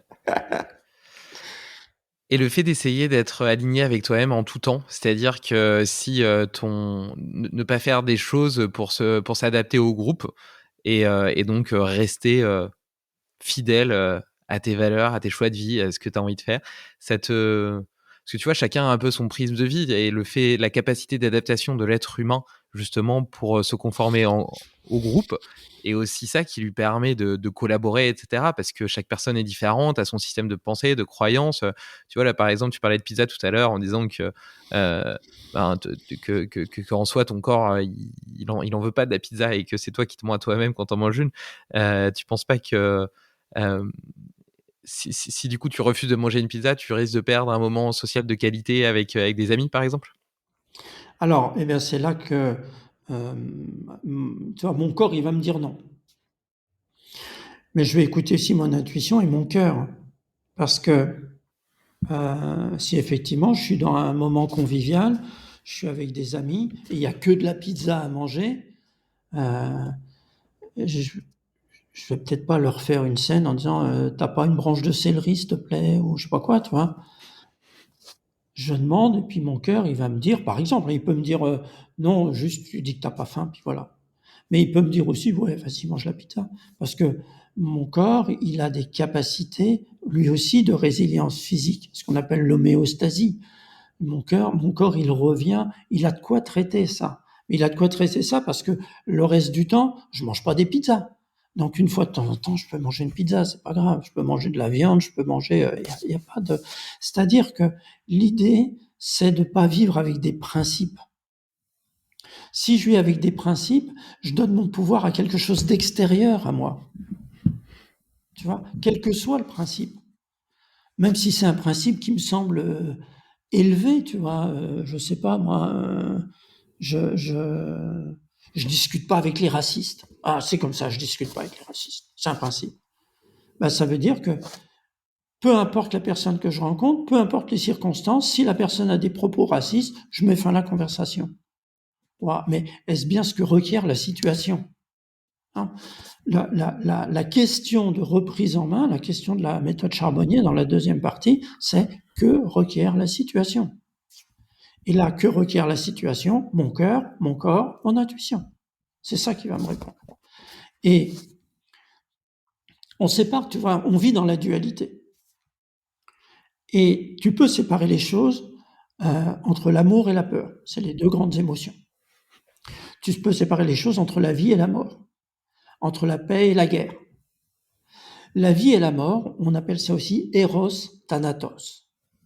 Tu vois? Si je garde l'exemple de ta pizza, je pourrais me dire, ah mais si je mange la pizza, je vais du côté de Thanatos. Et ça, c'est pas bon pour moi. Mais là, mon cœur, il va me dire, ouais, mais si tu te coupes du groupe, là, c'est là que tu vas aller dans Thanatos. Mmh. Donc, qu'est-ce que tu fais? Qu'est-ce qui est le plus important? J'écoute, je peux pas savoir, j'ai pas de principe. Mais là, ici et maintenant, que requiert la situation? Manger la pizza, c'est l'éros du groupe qui compte. Ok, allez, je fais ça. Ouais, je suis tout à fait en phase avec ça. Du coup, on arrive un peu sur la dernière phase du podcast. J'ai quelques questions habituelles. Il y en a une à laquelle tu as déjà répondu sur les petits hacks et routines. La seconde, c'est est-ce que tu aurais 3 rêves ou 3 expériences que tu aurais envie de vivre dans les années à venir et que tu voudrais partager avec nos auditeurs? Ah, une seule. Pour moi, il n'y en a qu'une qui compte, c'est cette lumière dont je parlais au départ, qui est en train de se répandre. Nous sommes dans un processus, dans le début d'un nouvel âge. Quels que soient les mots qu'on le donne, il existe dans les traditions comme la fin du Kali Yuga, comme l'ascension collective, comme l'avènement de l'âge d'or, comme l'ère du Verseau, etc. Ça a plein de noms différents. Mais on est en train d'accéder à un nouveau monde. Et la plupart des gens cherchent ce nouveau monde à l'extérieur. Mais ce qui est à l'extérieur est aussi à l'intérieur.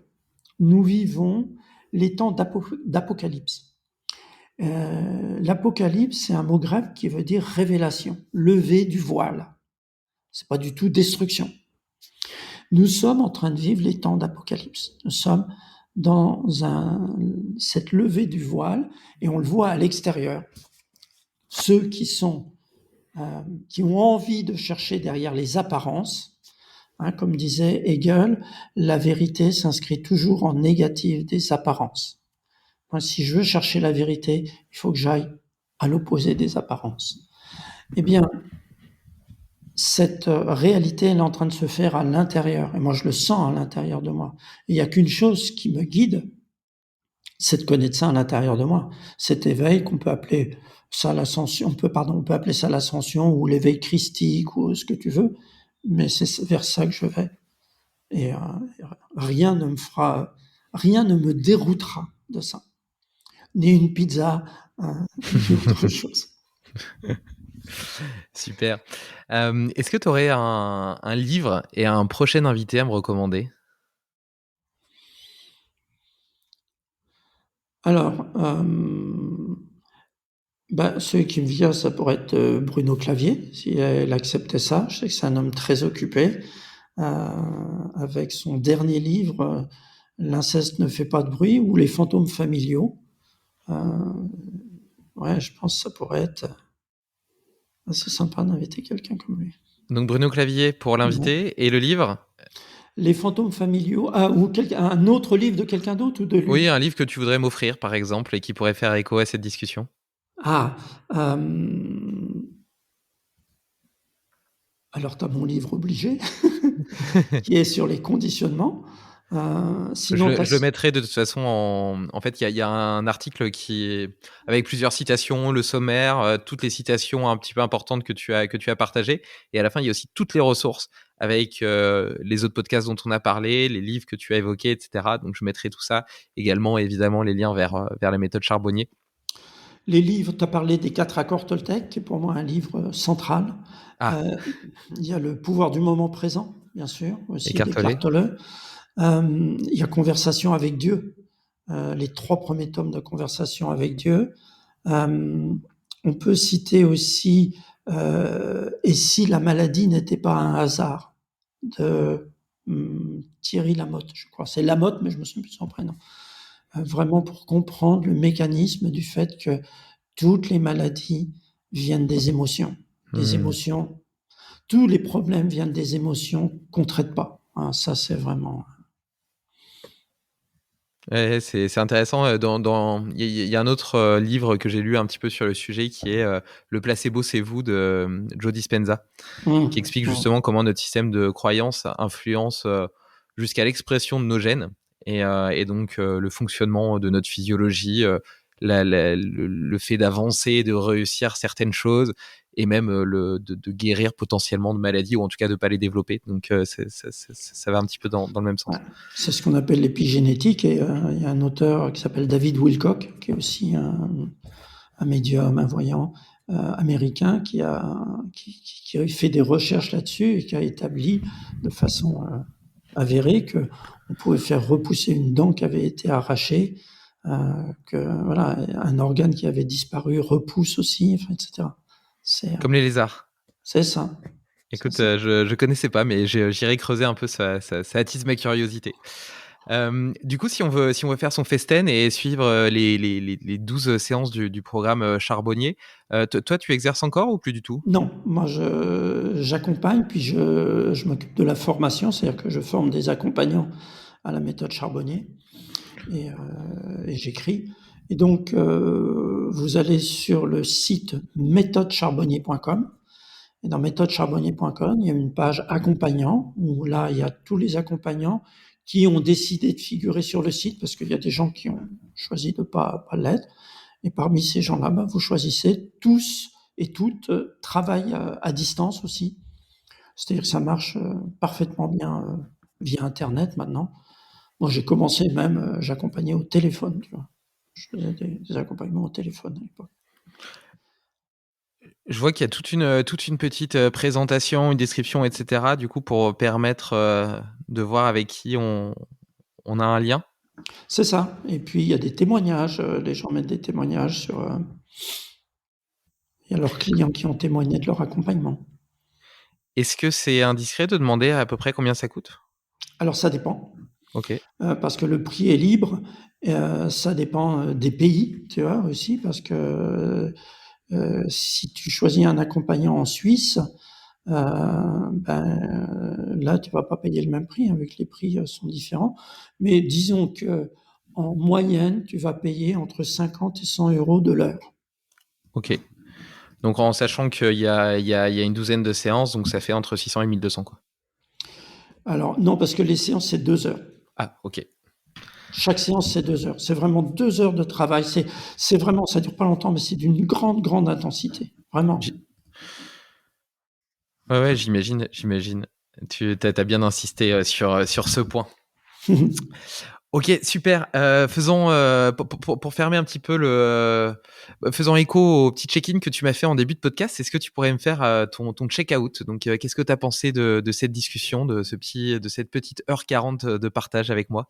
Ben, j'adore avoir le temps. Ça, vraiment, c'est quelque chose. Tous les exercices sont intéressants. Chaque expérience est une expérience. Et j'ai fait l'expérience d'interview de 3 minutes. Toi, présenter votre livre en 3 minutes. Euh, ouais, c'est un challenge. J'adore avoir le temps. Et c'est la première fois que j'ai autant de temps, parce que généralement, les grands formats, c'est 1 heure. Quand tu as 1 heure, tu as déjà le temps de commencer à parler.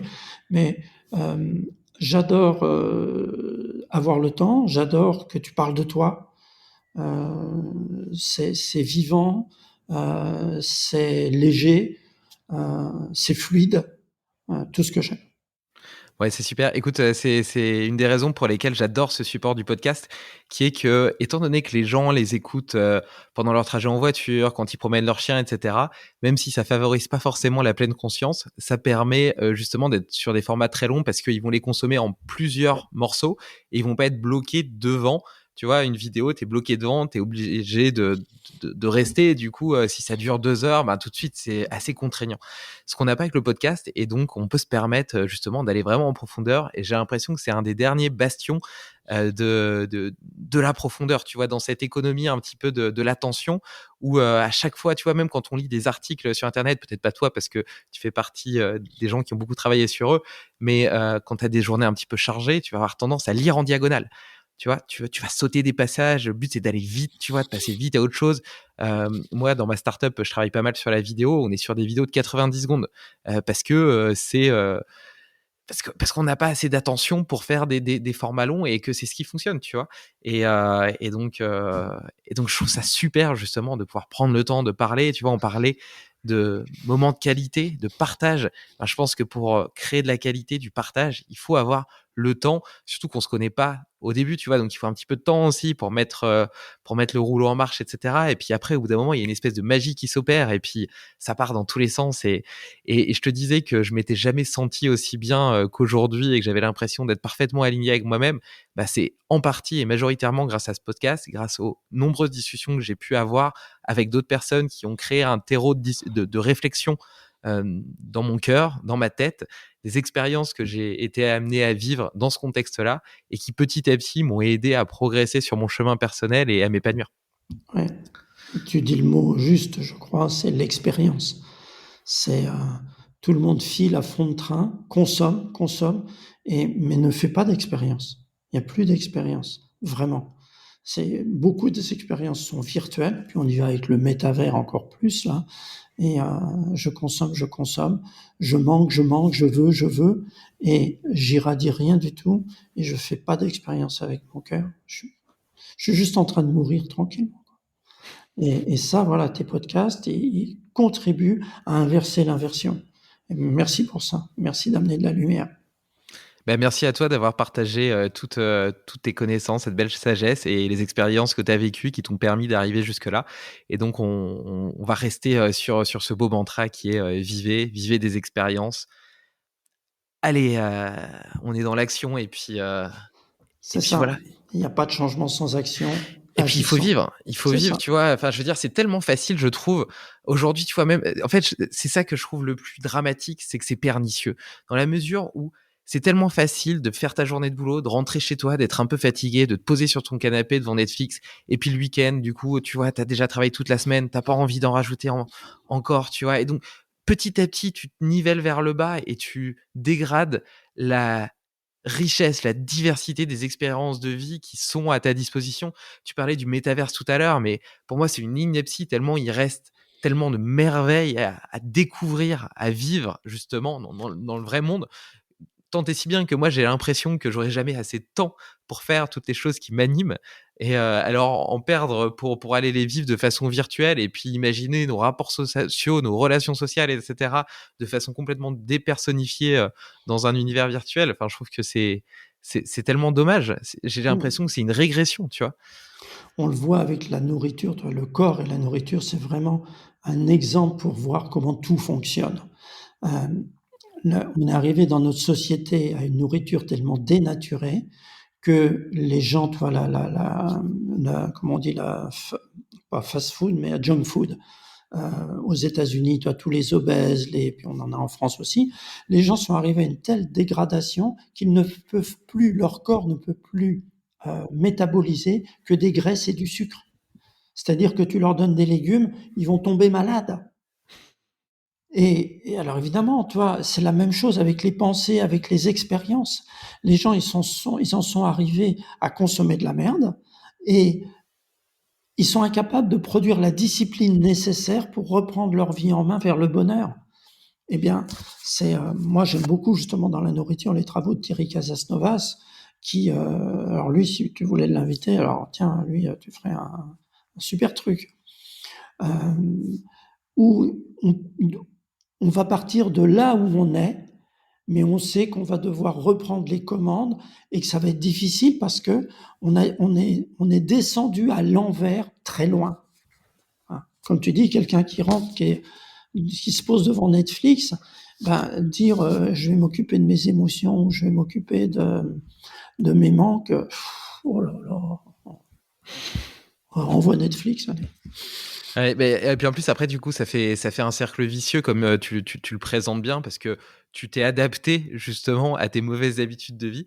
Mais à l'inverse, il faut quand même voir le bon côté des choses, c'est que le cercle vertueux existe aussi et que quand tu commences à faire un petit pas, tu vois, dans le bon sens, ben rapidement tu peux y trouver des avantages, te sentir mieux à certains égards, etc. Et il y a aussi un côté addictif à vivre bien, tu vois. Et Ouais, après, ça s'auto-alimente et tu as envie d'aller toujours plus loin, de toujours progresser parce que ça t'apporte aussi. Donc, il y a un cercle vicieux, mais il y a aussi un cercle vertueux. Et tout à parfois, il fait. suffit de faire qu'un seul pas dedans pour être dans l'engrenage. Et au bout de. Et petit à petit, tu vois, c'est un chemin. Il faut pas attendre l'objectif et attendre d'arriver tout en haut de la montagne. Ce qui est agréable, c'est justement de profiter du chemin, de se dire qu'il est infini et puis de chaque jour progresser un petit peu. Si tu essaies de tout changer demain dans ta vie, c'est clair que tu n'y arriveras pas. Bien Mais sûr. une petite action t'apporte un petit peu de satisfaction qui elle-même te donne envie et la motivation d'en entamer une seconde. Ouais. Et toi, pour prêcher pour ma paroisse, la méthode Charbonnier, elle permet ça parce que tu vas mettre un pas sur le chemin, tu vas faire un pas sur le chemin, tu pénètres sur le chemin et tu es soutenu par un accompagnant. C'est-à-dire qu'au début, ton effort, tu vas faire l'effort, mais tu es accompagné. C'est pas vraiment toi qui fais l'effort, tu vois, tout seul perdu dans ton coin. Et ça va te mettre sur un chemin qui n'aura pas de fin, qui n'aura de fin qu'à l'éveil christique. Et c'est vraiment, pour reprendre ce que tu dis, les gens sont, qui ont envie d'avancer vers eux en mieux, une fois qu'ils ont commencé avec la méthode Charbonnier, plus rien les arrêtera, jamais. C'est beau, c'est beau. Bah écoute, sur ces belles paroles, je te remercie encore pour ton temps. Ravi d'avoir fait ta connaissance. Et puis, je te souhaite un merveilleux week-end. Merci à toi et puis bonne continuation dans la lumière.